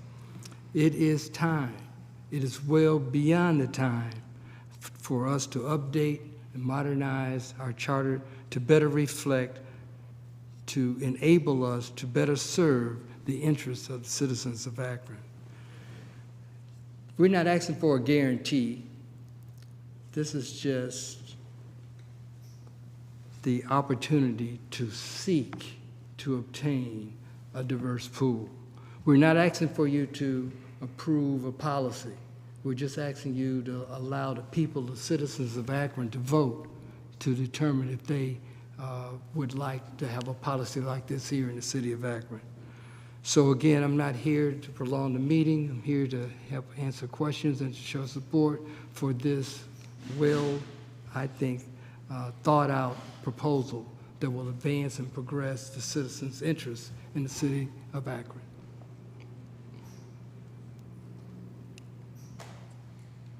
I'd like to thank everybody for their presentation today and their input in this. I'll turn it over to see if we have some folks here that have some questions, but before we do, I have a few myself. First and foremost, I wanted to see if Mr. Angeloni, if we would be able to get that a copy of the court ruling that seemed to put this in motion when things were changed, that was found by the law department. If all of council would be able to get that, would that be possible, sir? Certainly, and to be clear, are you referencing the provisions of the charter and the Ohio Constitution? What are you specifically referencing there? The court ruling of the Constitution, where it was found that the mayor would not be able to seek candidates from outside the city. Certainly. So just to be clear, in this instance, we advised the mayor on a prophylactic basis. So we did not get challenged in court specifically in Akron, but we took action prior to doing that, so to avoid that action. But I can get you some of the case law and things that we relied on in rendering that opinion, if that's something that you would like to see. It's a little dense. That would be, yes, that would, just some of it would be great, so we have some referencing as to what this decision was made from. We've had some questions in regard to that, and that would be helpful. Just another question that I do have for Willa Keith. I know when we were in committee meeting for this, discussing this, and please correct me if I'm not correct in what I'm about to say, but we talked about in the past, you made some comments, which I totally agree with, that it's become very difficult to recruit and to recruit diverse candidates to take on policing. We're having the same problem in the fire department as well. It's not as robust as it was years ago, but especially with the diversity, it's difficult. I'm just curious as how this charter change, I understand that we would be able to get diversity at the top of the ranks by being able to go out and seek a diverse pool. But how will this help with actually finding people interested in actually becoming a police officer or a firefighter? I see that, maybe somebody might think, well, gosh, look, they're able to find this diverse pool now, but let's face it, everybody can't become the chief of the department. I can think of over my tenure in 33 years with the fire department, how many chiefs there were. So if an entire class of recruits that are hired, it's very difficult to think that every one of those persons would really have a chance to become the chief at some point for one reason or another. So I don't know if you have any response to that, Ms. Keith, but if you'd like to, go ahead. Yes, thank you, Councilman. I spent 5 years supervising background investigations and recruiting for the Akron Police Department, and as you say, it's getting more and more difficult to recruit. In my comments, I did state, I had a conversation with the FOP president. He talked about morale and how officers who've come up through the ranks feel that their expertise is being discounted. And my question to him, he had to agree that it's far past the time that we start looking at how we recruit from the very beginning. What type of career paths are we offering our officers? Why are certain officers being denied training, those of color versus those who have been handpicked by nepotism or by the buddy system? We need to really dissect the police department, look at how we recruit, how we promote, how we train, so we are developing our own internal leaders. So this charter is just a stepping stone. It's not a catch-all. It's not going to solve the problems of the police department or the fire department. But as I stated, the last promotions for lieutenant, captain, and deputy chief were all white men. And that's the fact. And if we do not change the system of how we promote, how we prepare our officers so they have a fair chance for promotion, it will take 15 years before we get that diverse pool. And this charter amendment helps to bring in some competition. And after we have recruited, gone out, did all of our campaigning, gone to different colleges, if our pool of candidates isn't diverse, then we've done all we can. As the Senator said, we are just asking to just start helping to solve this issue. It's not a catch-all. And that is what I think a lot of people are getting confused with. They want to do so many things and it cannot do that. There has to be other things that follows this. This cannot be the end of this conversation that we've got to have. But it's somewhere 18 years in the police department. I've seen it. We need to change how we hire and how we look at this police department as a career that people want to do. And right now, no one wants to do it. Okay, thanks very much for your response. I appreciate that. Councilwoman Davis? Thank you, Mr. Chair. I've talked to a number of police officers over the past week, and why they don't have a problem with the charter change, they have concerns about the external selection. So you can describe for me a scenario when you would go out to look for an external candidate. Thank you. Thank you. Would anybody like to respond to that? To the chair, to the councilwoman, I think what brought us here at this point in time is because within the ranks of our safety forces currently, it truly lacks diversity. That's not a conversation that's new to the 2024 discourse. This has been a challenge for a very, very long time. I think the need to broaden the pool, I think reinforces what the community is asking for as we really endeavor to improve police-community relationships, that they have an opportunity to have a safety force that is reflective of the community in which it serves. That is why it is so important. To Ms. Keefe's point, I think she was generous when she said, if we don't do anything, that we're looking at 15 years before we see real change. I would submit that that time is much longer. So for me, I support it because I think it hastens the opportunity. And when we talk about diversity, I mean, what we know is that an organization tends to follow what's at the top.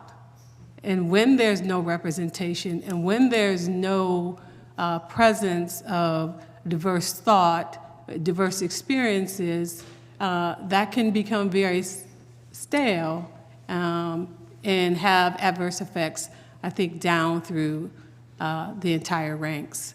So this is really why it's so important, I think, that we offer this opportunity to our citizens to diversify applicant pools for consideration and leadership roles within the ranks of our safety forces. Thank you, Mr. Chairman. I appreciate the Mr. Chair, response. if I could respond too. If I could respond, Madam Chair, Mr. Chair. It is not uncommon in both public and private sector positions with positions at this lofty, of this scale, to open up the search for persons that are internal and external candidates to maximize the opportunity to select the best candidates that are available. So it's not uncommon to do this, both in public and private sector at these high-level positions.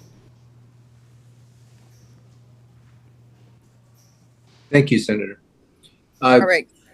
Go ahead, Councilwoman Davis. Thank you. Yeah, I thank Senator Sykes and Representative Sims for their comment, but it didn't directly answer my question. So we'll move on with that. And again, I'm just concerned about when do we move to external candidates, okay? But we can have that conversation since we do have until September, okay? Thank you. Madam Councilwoman, I don't want to never I don't ever want to not answer your question. So if you want to restate what I wasn't effective in answer, I certainly would like to try again. Well, no, we can move on. It's something that we can have more conversation with. We don't have really a lot of time here, so I'd like to get a little bit more in depth. So I'm going to move on with it, okay? Thank you, Mr. Chairman. Thank you, Councilwoman. Councilwoman Mobian. Thank you, Mr. Chair, and thank you to all of the presenters. I think you did such a superb job in presenting the information and making it real clear why this charter amendment is necessary.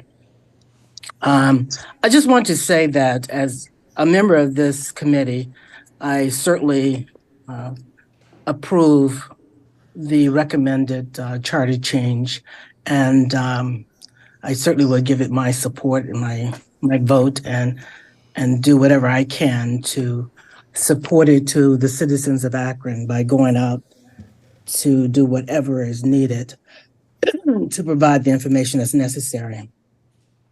Let me just share with you that over the last few weeks, since this was put in the newspaper, I've gotten unsolicited comments from people who have walked up to me and were just ecstatic about the possibility of this being available to vote on. They think it's the right way to go, and I was very pleased with their responses to this. There are a couple things I want to address before I get to the charter, the charter amendment, because I think most of the comments I'm going to make is just reiterating what the panelists have already stated. One of the things I want us to remember as the council is our retreat. For those of you that were there, we had two of our outstanding officers talk about the class that we recently had the opportunity to put forth for police officers for the academy. And they were Captain Miller and Sergeant Murphy. And if you recall, it's been stated and restated that this was the most diverse class that we've ever had to be put forth for the academy. And it's because they did a lot of different ways, used different approaches to recruit individuals, but not only to recruit, but to help them become successful candidates for the police force. They talked about all the unorthodox methods they used. They went to different places, a lot of community organizations that have not been visited in the past to recruit people. They worked alongside these individuals to give them the support they needed to pass the test, the physical exam, as well as to help them prepare for the written exam. I mean, they talked about all the different approaches they used, and as a result of all their work, these became successful candidates for the academy. And what I stated then, and I'll state again, we have a lot of individuals who don't look like the citizenry of Akron who are successful at being candidates for the police and the fire stations, because many of them are legacy. Many of them have opportunities that many folks who are diverse have not had. Now, if you have a grandfather, a father, and all these individuals who have been police officers, you have heard about policing and how to be a good firefighter all of your life. You have visited the fire stations and the police stations, and you've had that kind of exposure. And many folks, because of their not having that legacy in their family, have not had that. And we've talked about this many, many times, not just in policing and firefighting, but we talked about it as a medical field, legal field, social service field. If you don't have those examples in your community, if you don't have those folks exposing you to the rigor of what it takes to be an officer of any kind or a professional of any kind, or the need to go to college and all those kinds of things. If you don't have those examples living next door to you all the time, and you hear about that at the dinner table or wherever, you don't think about those things as career options. So these two officers took it upon themselves to do recruiting in a different way. And as a result of that, we heard from them and we have seen I don't have the numbers, and maybe Nanette may have the numbers, that we had the most diverse pool of cadets that we've had in years. Even with that, it's going to take a while for us to make sure that those practices are embedded in our recruitment efforts. It shouldn't be a one-time thing. If it works, we should do more of it. And I've said that, and I will continue to repeat that. Going back to the charter amendment, you know, one of the things we talked about was that the previous mayors did whatever they wanted to do with the charter as it is written. And most of the Black elected officials disagree with the mayor interpreting the current charter differently, and said that he had the authority to do it. With that stated, we have filled those two positions, the police chief and the fire chief. And I think what the mayor is saying is that, okay, I understand what you said. I don't agree based on the legal opinions that I received. So this charter amendment will take all of the ambiguity out of this. It makes it very clear what can be done and what we're asking to do to expand the pool. We're not saying just because we're expanding the pool that you're going to have a minority of any stripes, you know, whether it's Black, Hispanic, or whatever the race may be. We are saying you're expanding the opportunity for people to apply, for us to do recruiting, and to interview those that meet the qualifications. And the qualifications will be developed. And I think the HR director indicated that there is a job description already for the chief of police and fire. And I don't know if it needs to be amended, but you would use that to determine who you would interview and then who you would consider. And so we're not talking about doing anything special for any particular group. We're just saying, let's cast the net wider so that we'll have an opportunity to have a diverse pool of folks that will be representative of the city of Akron citizens, so that we all feel that there's a possibility that we can get somebody that looks like us. Thank God that we ended up with 2 officers at the head of those 2 departments, one white and one Black. But again, most of these individuals, I mean, both of those have had long years of working. We don't know how long they're going to be in those positions, but we do know that we currently have 2 individuals. But if you go down lower, you don't have other officers that are equipped at a higher level that could replace either one of them and continue that diversity that we see today. So as I indicated, I am in full support of this amendment, and it doesn't do anything specifically for one group or the other.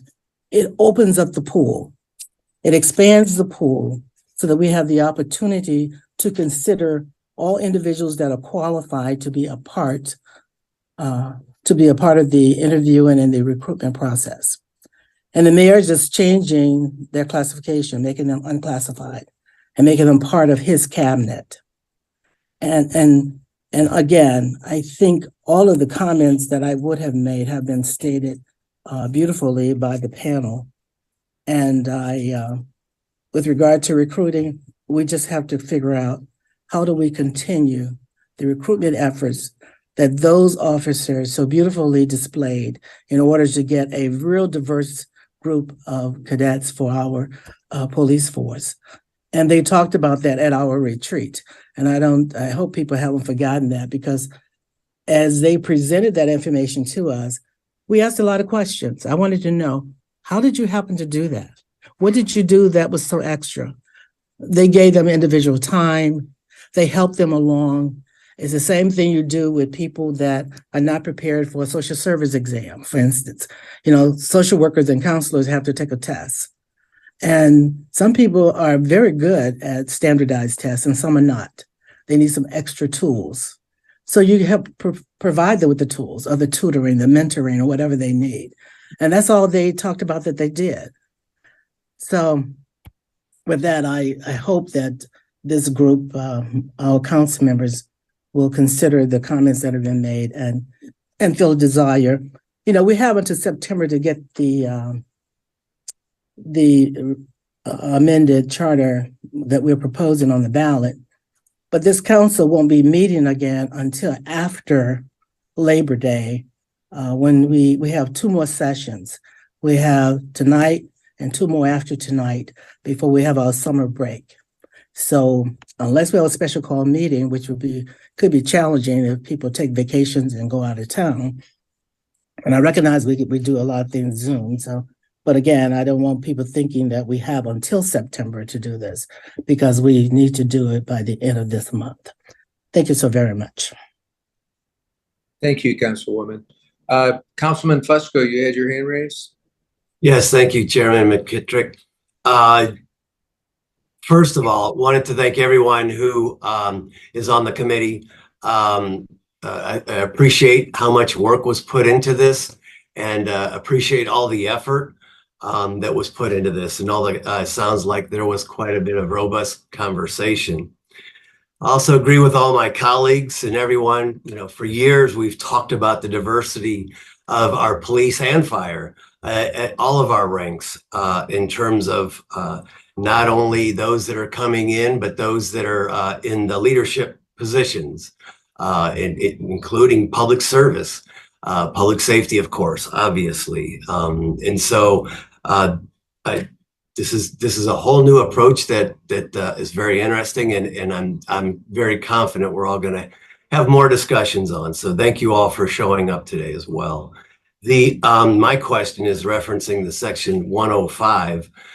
It seems to me, and maybe somebody could answer this, but it's almost like as if it's redundant in terms of, like, we want to cast a wider net and bring it and open it up to, you know, the entire country, if you will, open it up to everyone.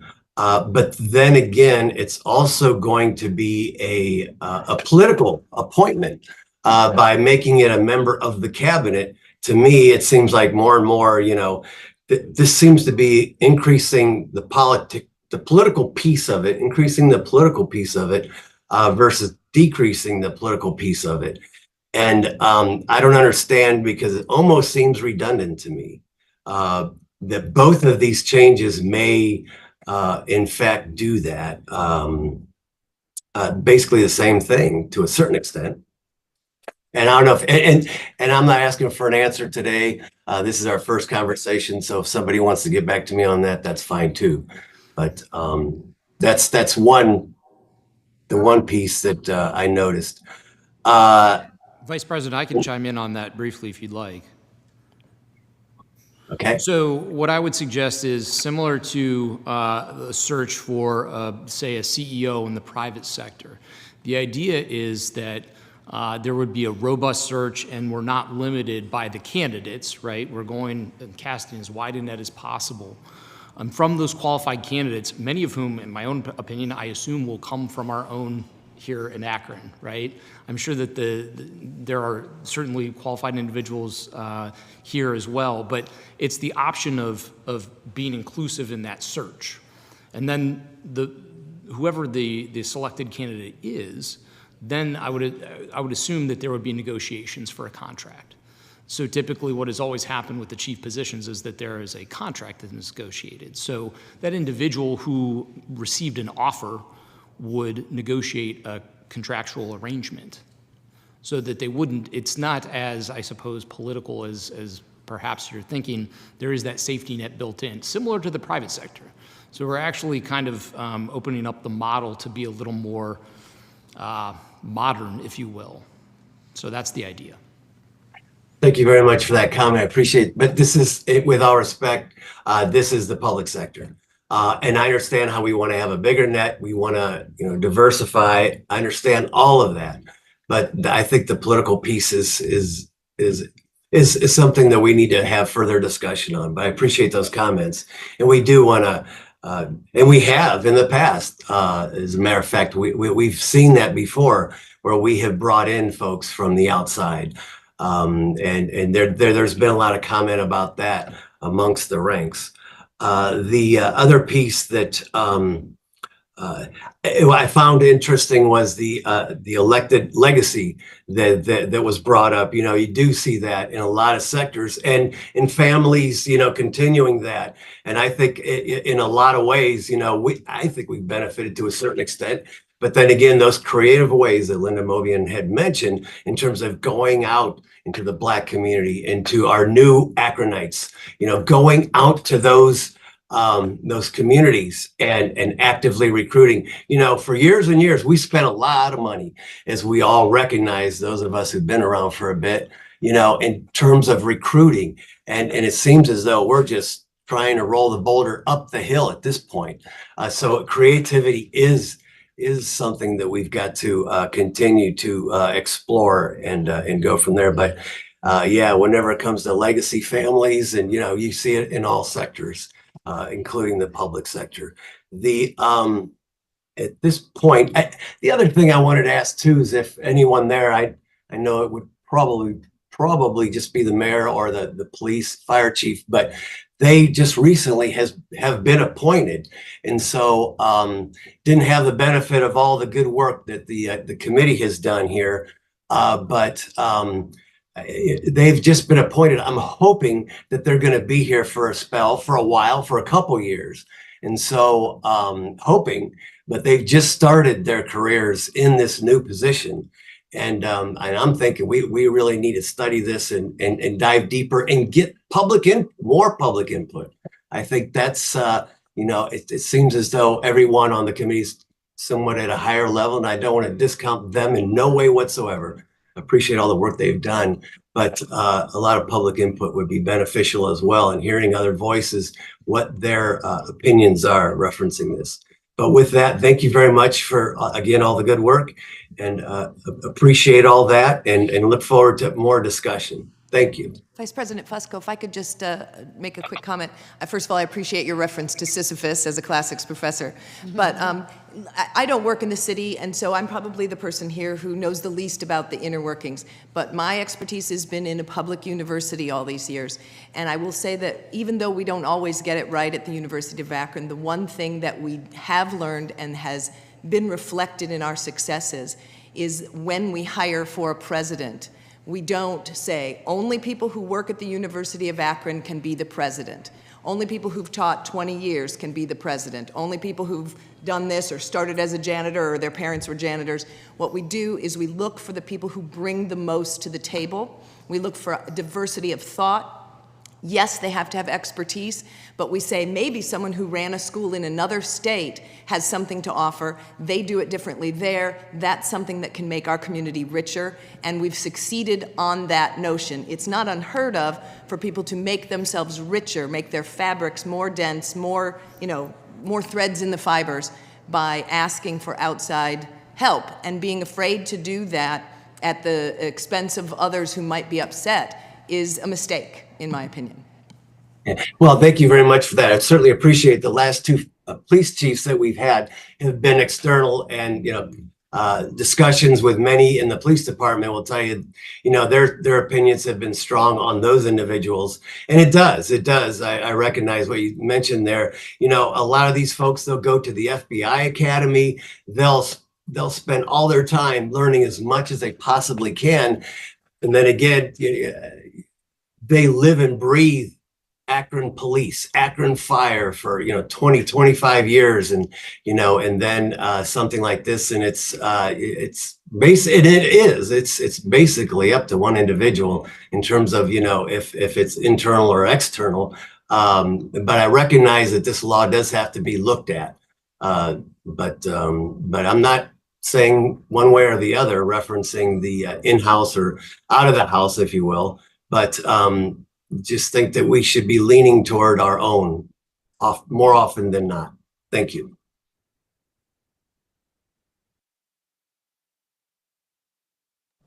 Thanks, Councilman Fusco. Eric Garrett, I see you have your, Councilman Garrett, your hands up. Thank you, Chair. Thank you for the opportunity. Thank you, Madam President, for allowing me to be on this esteemed committee. I had the pleasure of working alongside some phenomenal individuals there. They talked about a robust conversation. I was part of that robust conversation, and it got testy at times. For the first time, I had a chance to struggle with a piece of legislation. This amendment has had me tied into sort of knots, so to speak. Um, in looking at this, I really struggle with the part of making perfect the enemy of good. I struggle with the fact that this is not a perfect piece of legislation. I struggle with the fact that for the most part, like to Ms. Willa's point, it seems like it's been intentional that Blacks have not been able to rise in the ranks. And so I was hoping that something would be more intentional in this space. But after sitting down with Brian and after sitting down with Esther and hearing from Dr. Vernon Sykes, I still was stuck in the middle on this issue. But it wasn't until I spoke to some of the safety forces who said that they're comfortable with this particular piece, this particular brick in a huge wall that needs to be dismantled. There's so many different things in the police force, safety forces that we really should be addressing. And so today, after speaking with those individuals, I am comfortable with supporting this piece of legislation, although, like I said, it is not perfect. And if it wasn't for the safety forces that I spoke with, who said that they're comfortable with it, and we understand that this is not a perfect piece of legislation, but it's good for those individuals who see fit for it. But I know that there's so much more work. It was intentionally done so that a lot of folks were excluded. I just really feel like we need to be more intentional. The whole notion that we need to have more public discussion is so true to my colleague, Mr. Fusco's point. And that's why this Friday at the James R. Williams Community Center, I'll be hosting a town hall on the 19th to have more discussions with individuals as to how they really feel about this and just to be able to explain. So I invited Nanette and the administration to attend so that we can have a robust conversation to talk a little bit more about this before it goes to the actual vote. So just wanted to share that with the committee. It was a pleasure being on there, and I wanted to continue that dialogue with the community members. So once again, this Friday at the James R. Williams Community Center from 6 to 7:30, we'll be having a town hall to continue that conversation. I'd like to thank my colleagues who sat on the committee with me. I thank you so much. I've learned so much from the valuable insight and just how that is all ran. And lastly, thank you, Madam President, for allowing me to sit on that committee. Thank you. Thanks, Councilman Garrett. I believe that in chambers, we have Councilman Lombardo. And is there anyone else in chambers, Sarah, that had their hand up? Yes, Madam President also had her hand up here in chambers. Okay, let's yield to Madam President first and then Councilman Lombardo. All right, is it okay? Okay. Thank you. I first want to thank Brian Angeloni and really all the law department. You know, to craft a charter amendment in this very short time, it is not easy and it's a lot of work. And so I just want to thank you guys for that. And I want to thank all of those who served on the committee. I want to thank you for your willingness. I know that your heart is in the right place of making sure that our safety forces do reflect our community, and I think that is what is so important.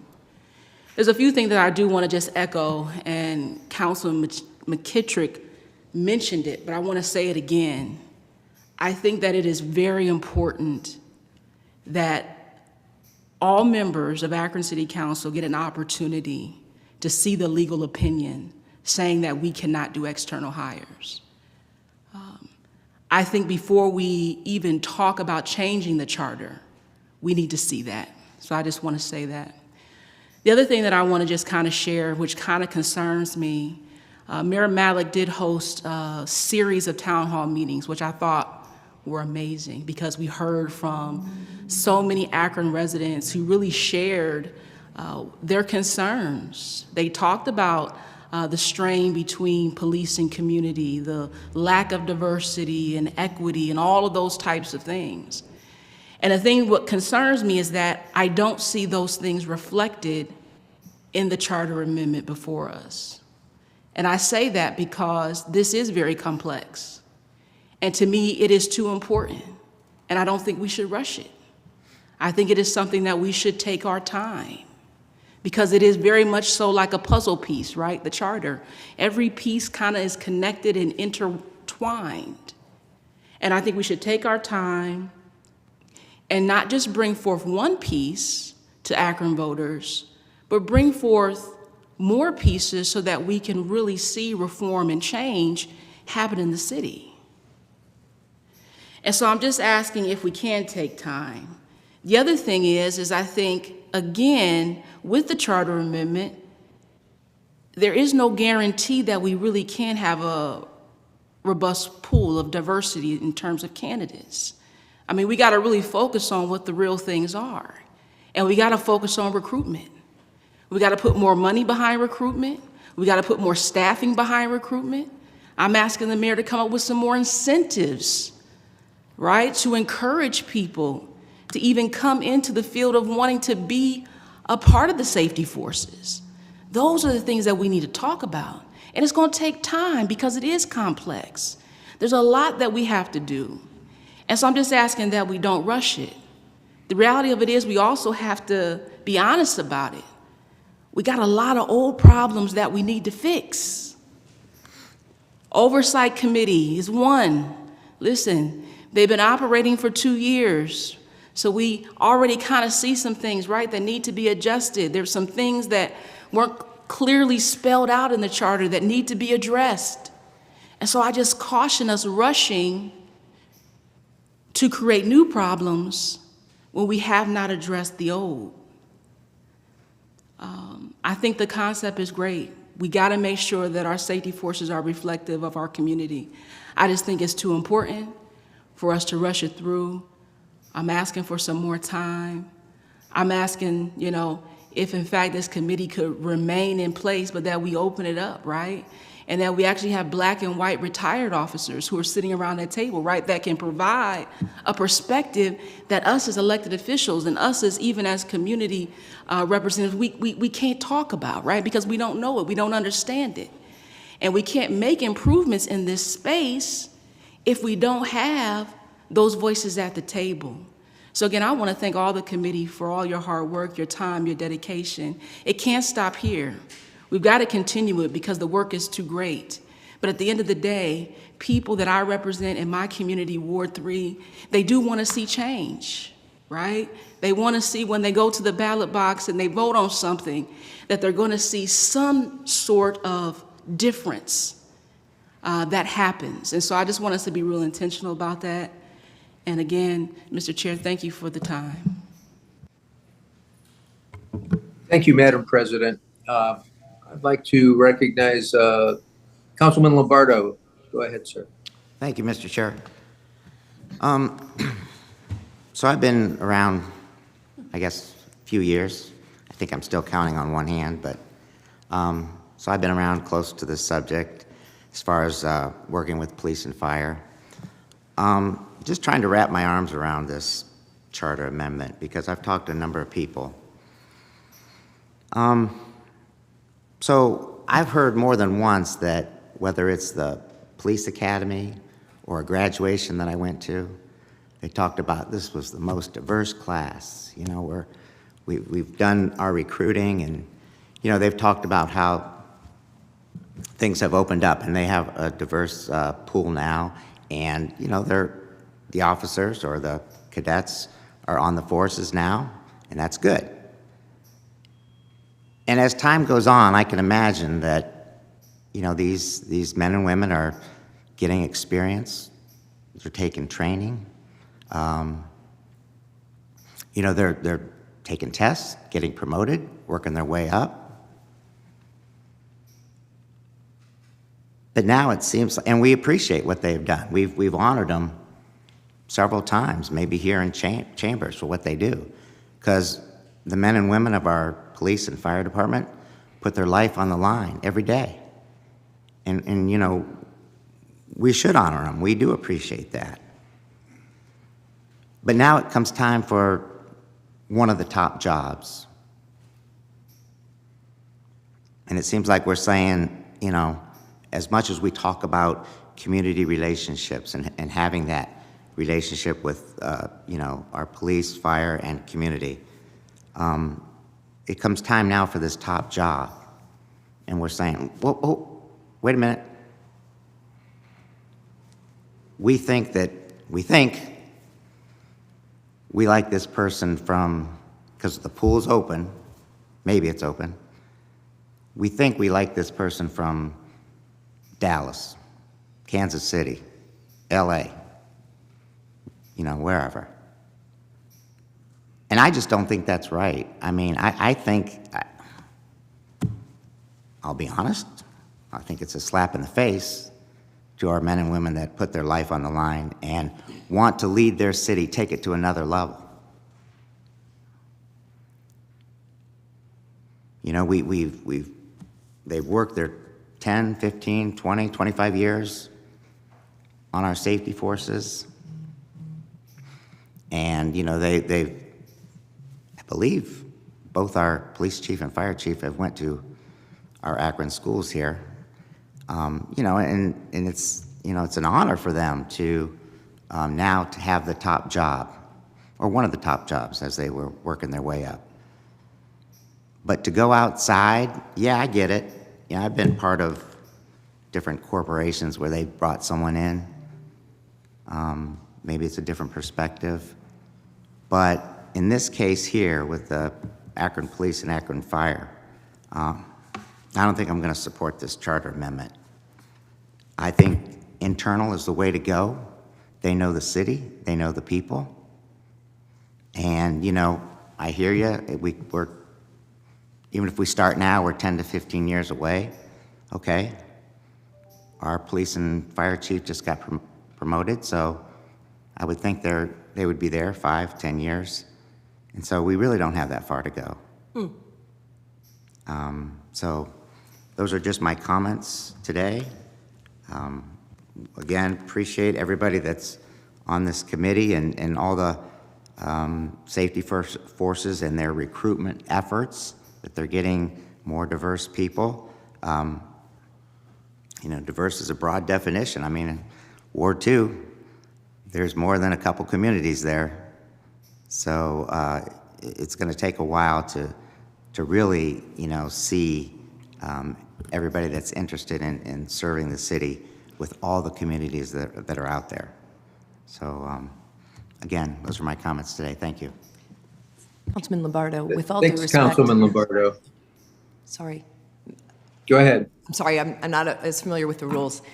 With all due respect, you are making the same argument that people have made historically in this country anytime someone new was being considered. Katherine Johnson died last week. Do you know who that is? She was the African-American woman who got us on the moon.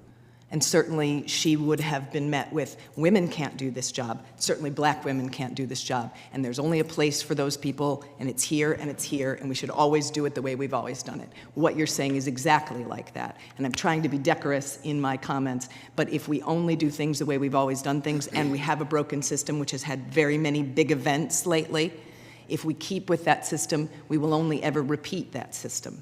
What we are doing here is producing a tool which should be incentive, Madam President, enough incentive to recruit, because the tool will allow us to change a system that has failed us. And if we give that tool a chance to work, it will build, and it will take some time, but it's not going to take as much time as doing nothing or doing the same thing that we've been doing. Well, I think if you talk to some of the men and women in our police and fire departments, yes, but you were saying the system has failed us. I don't think they failed the Akron community.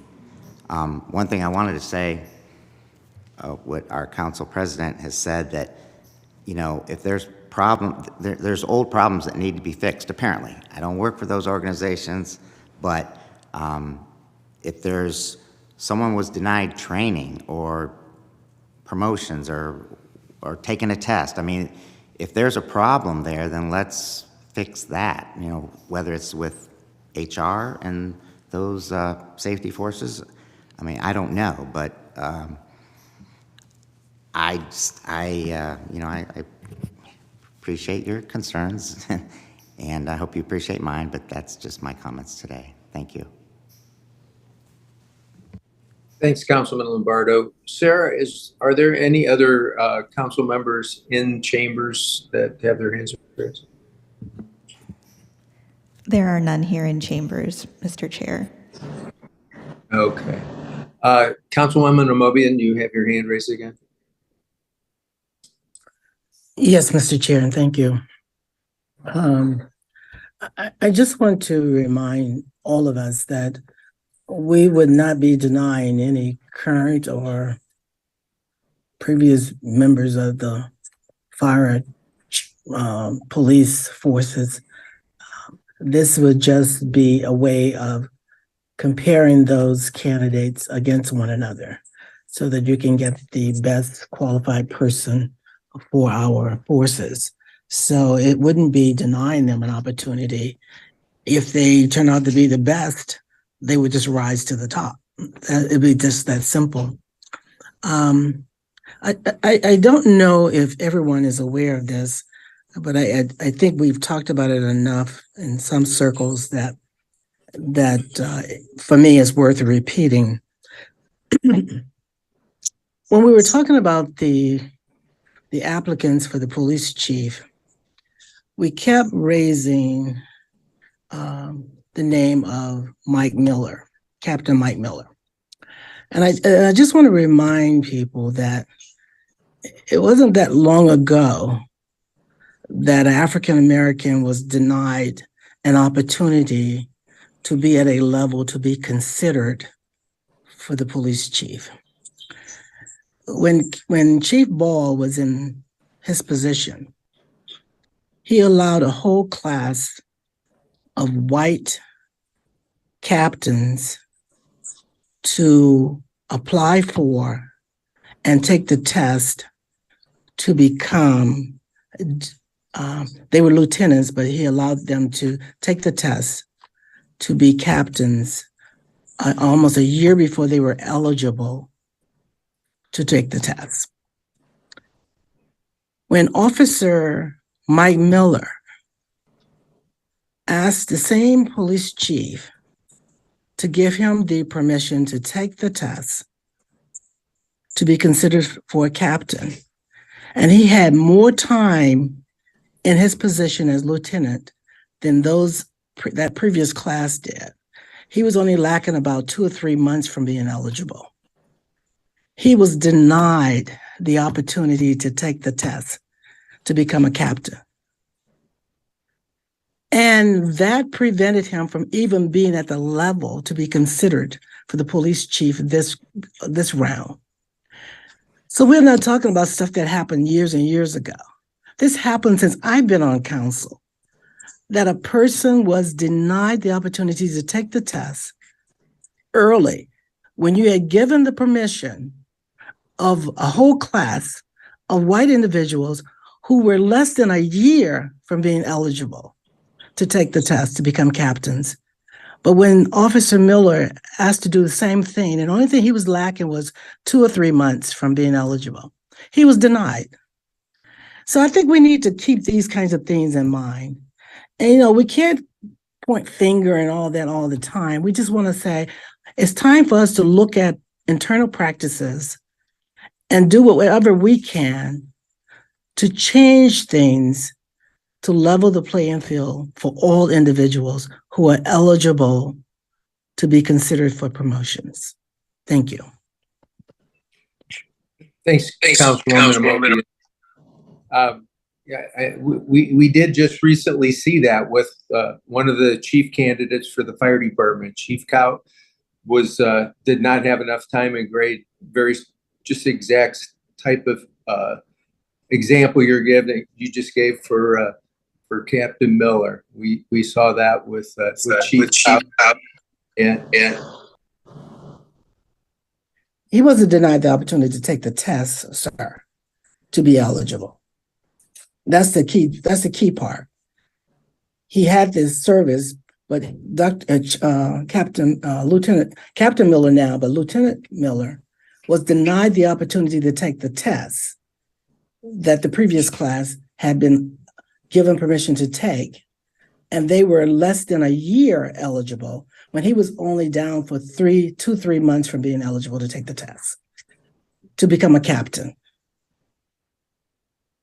So I'm not talking about being, having the title and not the years of service.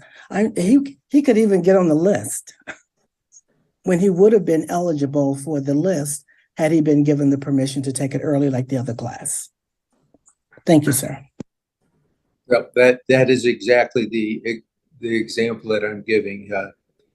Chief Cow could not be considered with the other candidates because of his time as a deputy chief to be considered as chief. Mr. Fusco, you have your hands raised. Yes, thank you again. I appreciate, and I can understand now how all the members of the committee was such a robust conversation back and forth. This is, and I think at the end of the day, we all have, our aim is true. And I think we all want to see the same thing. It's just a matter of figuring out how we're going to get there. But I appreciate it. I'm welcoming more conversation and learning more about everything that you have all done and the recommendations and studying and doing what we feel is best all the way around at the end of the day. But with that, though, I'm going to request that we refer this item for further discussion and move from there. Thank you very much. Thank you all again. Mr. Chair. Mr. Fusco, is that a motion you're making? Yeah, refer. Yes, sir. Refer. Have a motion to continue to refer for time. We have a second.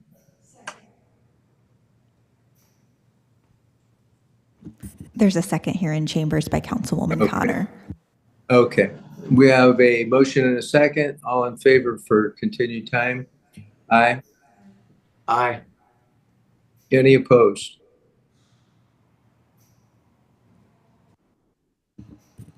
Aye. I'm sorry, Mr. Chair. Councilwoman Amobian was muted at the time. I'm not sure that I got her vote at the correct time. Was that an? I'm opposed to taking time. Okay, thank you. Okay. What's the count? Would you like me to do a roll call? Yes, please. McKittrick? Aye. Fusco? Aye. Amobian? Nay. Connor? And Councilwoman Davis has left, so the motion for time passes 3-1. Okay. Thank you very much. We'll continue time with this, and I don't believe we have anything else to come before rules, and we will be adjourned. Our next committee today is the Public Safety Committee. Those committee members are McKittrick, Kamer, Lombardo, Hannah, and Davis. If we could have just a few minutes here in chambers, Mr. Chair.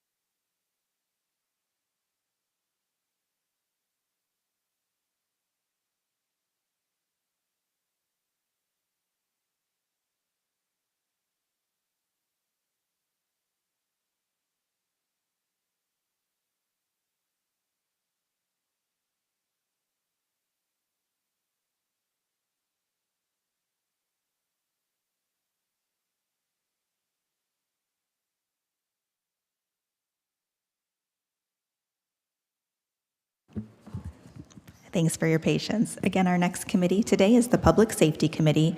Those committee members are McKittrick, Kamer, Lombardo, Hannah, and Davis. We have all committee members present except for Councilwoman Davis. Whenever you're ready, Mr. Chair.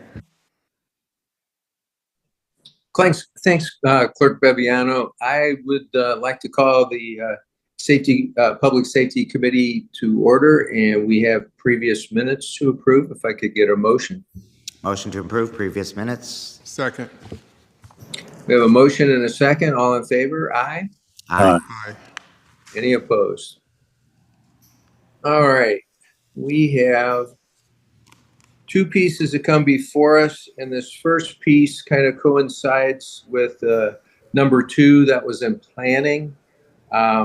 And it is an ordinance authorizing the Director of Law to enter into a contract with the Summit County Public Defender Commission to provide legal services for indigent defendants in Akron Municipal Court in accordance with the requirements of the Constitution of the United States with respect to provision and legal representation to indigent defendants and declaring an emergency. Who do we have in here? Do we have Deb Mance, our law director? Yes, indeed. Thank you, sir. All right, go right ahead. All right, so this is in fact our annual contract with the Summit County Legal Defender's Office to provide defendants here in Akron Municipal Court jurisdiction with defense services in case they're indigent. It's not for everybody, it's for folks who are indigent and cannot afford representation of counsel. The amount of the contract is $820,008. It's the same amount that was authorized last year. It was authorized in the budget this year. That results in a payment monthly of $68,334. However, because we haven't had an authorized contract, we have not been able to pay them. So we will have a substantial payment to be made to them in order to make up for the first 6 months of the year. So as a result of that fact, I'm asking that we pass this today so that we can get the Legal Defender's Office paid. The fact of the matter is the county pays them in one lump sum, so they're not completely destitute, but they certainly don't, need to wait any longer for the funds that we would be providing to them. Well, that's a very very good point there. I'm sure we should get that taken care of so they'll be able to pay the public defenders since that needs to be taken care of. Do we have any questions from any committee members? Sir, Mr. Lombardo. Thank you, Mr. Chair. Just a quick question. The budgeted cost being $820, like you said, was the same as last year. Do you know what the actual was last year? That's the actual. It's a fixed price contract. Oh, I got it. So once we authorize it, then we pay them the same amount every month. Okay. All right. So we expend all the funds. Yes. Budget and actual is the same number. Okay. Yes. Very good. Thank you. Mm-hmm. Thanks, Councilman. Any other committee members or council members have a question regarding this? Anybody else in council chambers, Sarah? No hands raised here in chambers, Mr. Chair. Okay. Can I get a motion for suspension of the rules with a favorable report so we can get these folks paid? Yes, I'll make that motion to suspend the rules with a favorable report. Second. Okay. We have a motion and a second. All in favor? Aye. Aye. Any opposed? Okay, we'll get that out to council tonight and get that taken care of. Thank you. I appreciate that. Thank you.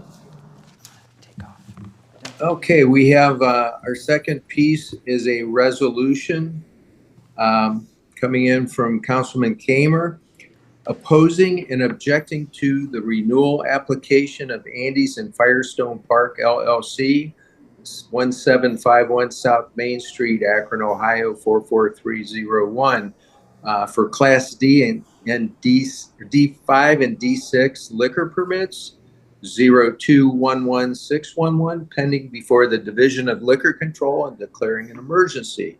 I think I do see our Mr. Morgan, our Chief Prosecutor. Go ahead, sir. Yes, Mr. Chair, thank you so much. Members of the committee, as with similar resolutions you've all seen over the past few weeks, this resolution is to object to the annual renewal of the permit to the premise in question, which is Andy's in the Park. If passed, it would just trigger a hearing before the Division of Liquor Control of the state of Ohio. The property itself is problematic in a few senses. It is very closely situated, as many of you might realize, in a densely populated area, very close to residential community, and those residents, this property has been a point of stress for the residents in that community for a few years. We have previously objected to the premises. The premises attempted to abate some issues at the time by staffing security, utilizing Akron police officers as off-duty security. Did tend to mitigate it enough that it survived the previous objection. However, they no longer provide that function, and in addition, the property, the business, and the permit have recently been transferred within the last 6-8 months. It was done in the late fall. Since that time, there has been a significant increase in calls for service for the Akron Police Department, and it sort of culminated with an event very last few days of June here, just within the last 3 weeks or so. An individual was discovered in a particular critical condition outside the premises very late in the, or too early in the hours, around 4 or 5 a.m. in the morning, suggesting that there may be some after-hours operation occurring at the property. We have a number of reasons to sustain this objection, and of course, if successful, it would result in the revocation of the permit. If there's any, and of course, I turn it over to any questions from the committee. Thank you for that presentation, sir. Mr. Kamer, the sponsor, that's your ward, sir. Go right ahead. Thank you, Mr. Chair. I appreciate the opportunity, and Chief Prosecutor Morgan, he does a great job, and he explained it pretty good. This location, I will let the committee know and my council member friends know that this neighborhood in through there, they are really on top of things. What I mean by that is we all have that 1 or 2 businesses, maybe more, in our wards that are nuisances. But this neighborhood and also surrounding businesses, they're really concerned about this location. And I mean, over the last few years, I've had Ring doorbell camera videos sent to me, other camera videos, footage that has been sent to me. The neighbors in through there are really active. What I mean by that is they're tired of this location. They're probably tired of calling me and emailing me. So they're really active, and they want to see some change, and so do I. So like Mr. Morgan said, we've been down this road before, and I'm going to continue going down this road because I believe the neighborhood right there, and also we have a church that's located, these are my estimates, probably about 100 yards from this location. And they're just fed up. They're done. So I'm really proud of the neighbors and the residents and the neighboring businesses because they're really active. They don't sit back, and they really call me. They email me. I've referred a few to Mr. Prosecutor, Mr. Morgan, Chief Prosecutor. So with that, I'm just asking for the support of council so we can move forward and try to see what we can do here locally. Thanks. Thanks, Councilman. I do remember over the years several times getting reports from our police department in regard to this business. I know this has been a habitual problem there. I do know, I'm well aware of how close it is to the church over there, and there's some other very reputable businesses in that area, and I'm sure that this has probably been a tremendous strain with the residents and the other businesses in the church as well. Do we have any other council members in chambers that have their hands raised, Sarah? Yes, Councilwoman Connor has her hands raised. Councilwoman Connor, go right ahead. Thank you, Mr. Chair. I just want to take a minute to thank Mr. Morgan and my colleagues for being so attentive to these licenses when they come in. You know, it's very easy to get them shuffled around in paper and just say yes, but it's nice to see us really working hard to bring people in for hearings and just make everyone aware that we're going to keep our eyes and ears on things in these neighborhoods because one bad business can turn a whole neighborhood. So I just wanted to acknowledge everyone's diligence and hard work on keeping an eye on things. Thanks, Councilwoman. Councilman Kamer, I see your hands raised again. Yes, Thank sir. you, Mr. Chairman. Thank you. I appreciate that. I appreciate your comments and my colleague, Councilwoman Connor's comments. But I also wanted to say, because you mentioned businesses, there is a really good, a great business owner that has been a pillar of the community for a very long time. And I won't say no names or anything, but his business has to close down early. And he's been closing down early for probably roughly, these are my numbers, I'm trying to think and look at some of the notes I have, but at least 3 years or more because of this establishment. And so he can make sure that his employees are safe and his patrons are safe so they don't have to interact or be around when something does go in the wrong direction. So I just wanted to compliment you two for your comments and also mention about that. Thanks. Thanks, Councilman. Is there anybody else in council chambers with their hands raised? No hands here in chambers, Mr. Chair. Okay. Councilman Kamer, if you don't mind, I'd like to have my name added to this. And I'm assuming, as in the past with the other issues, this would probably be best with a favorable report with suspension of the rules. And if somebody would like to make that motion. Sure, I'll make the motion to suspend the rules with a favorable report. Okay, we have a motion to suspend the rules with a favorable report. Do we have a second? Second. We have a motion and a second. All in favor? Aye. Aye. Aye. Okay. Any opposed? All right. Well, hopefully we'll get that out tonight. Hopefully it will pass as council as a whole this evening when we bring this before council. The chair sees there's nothing further to come before the committee, and we will be adjourned. Thank you, everyone.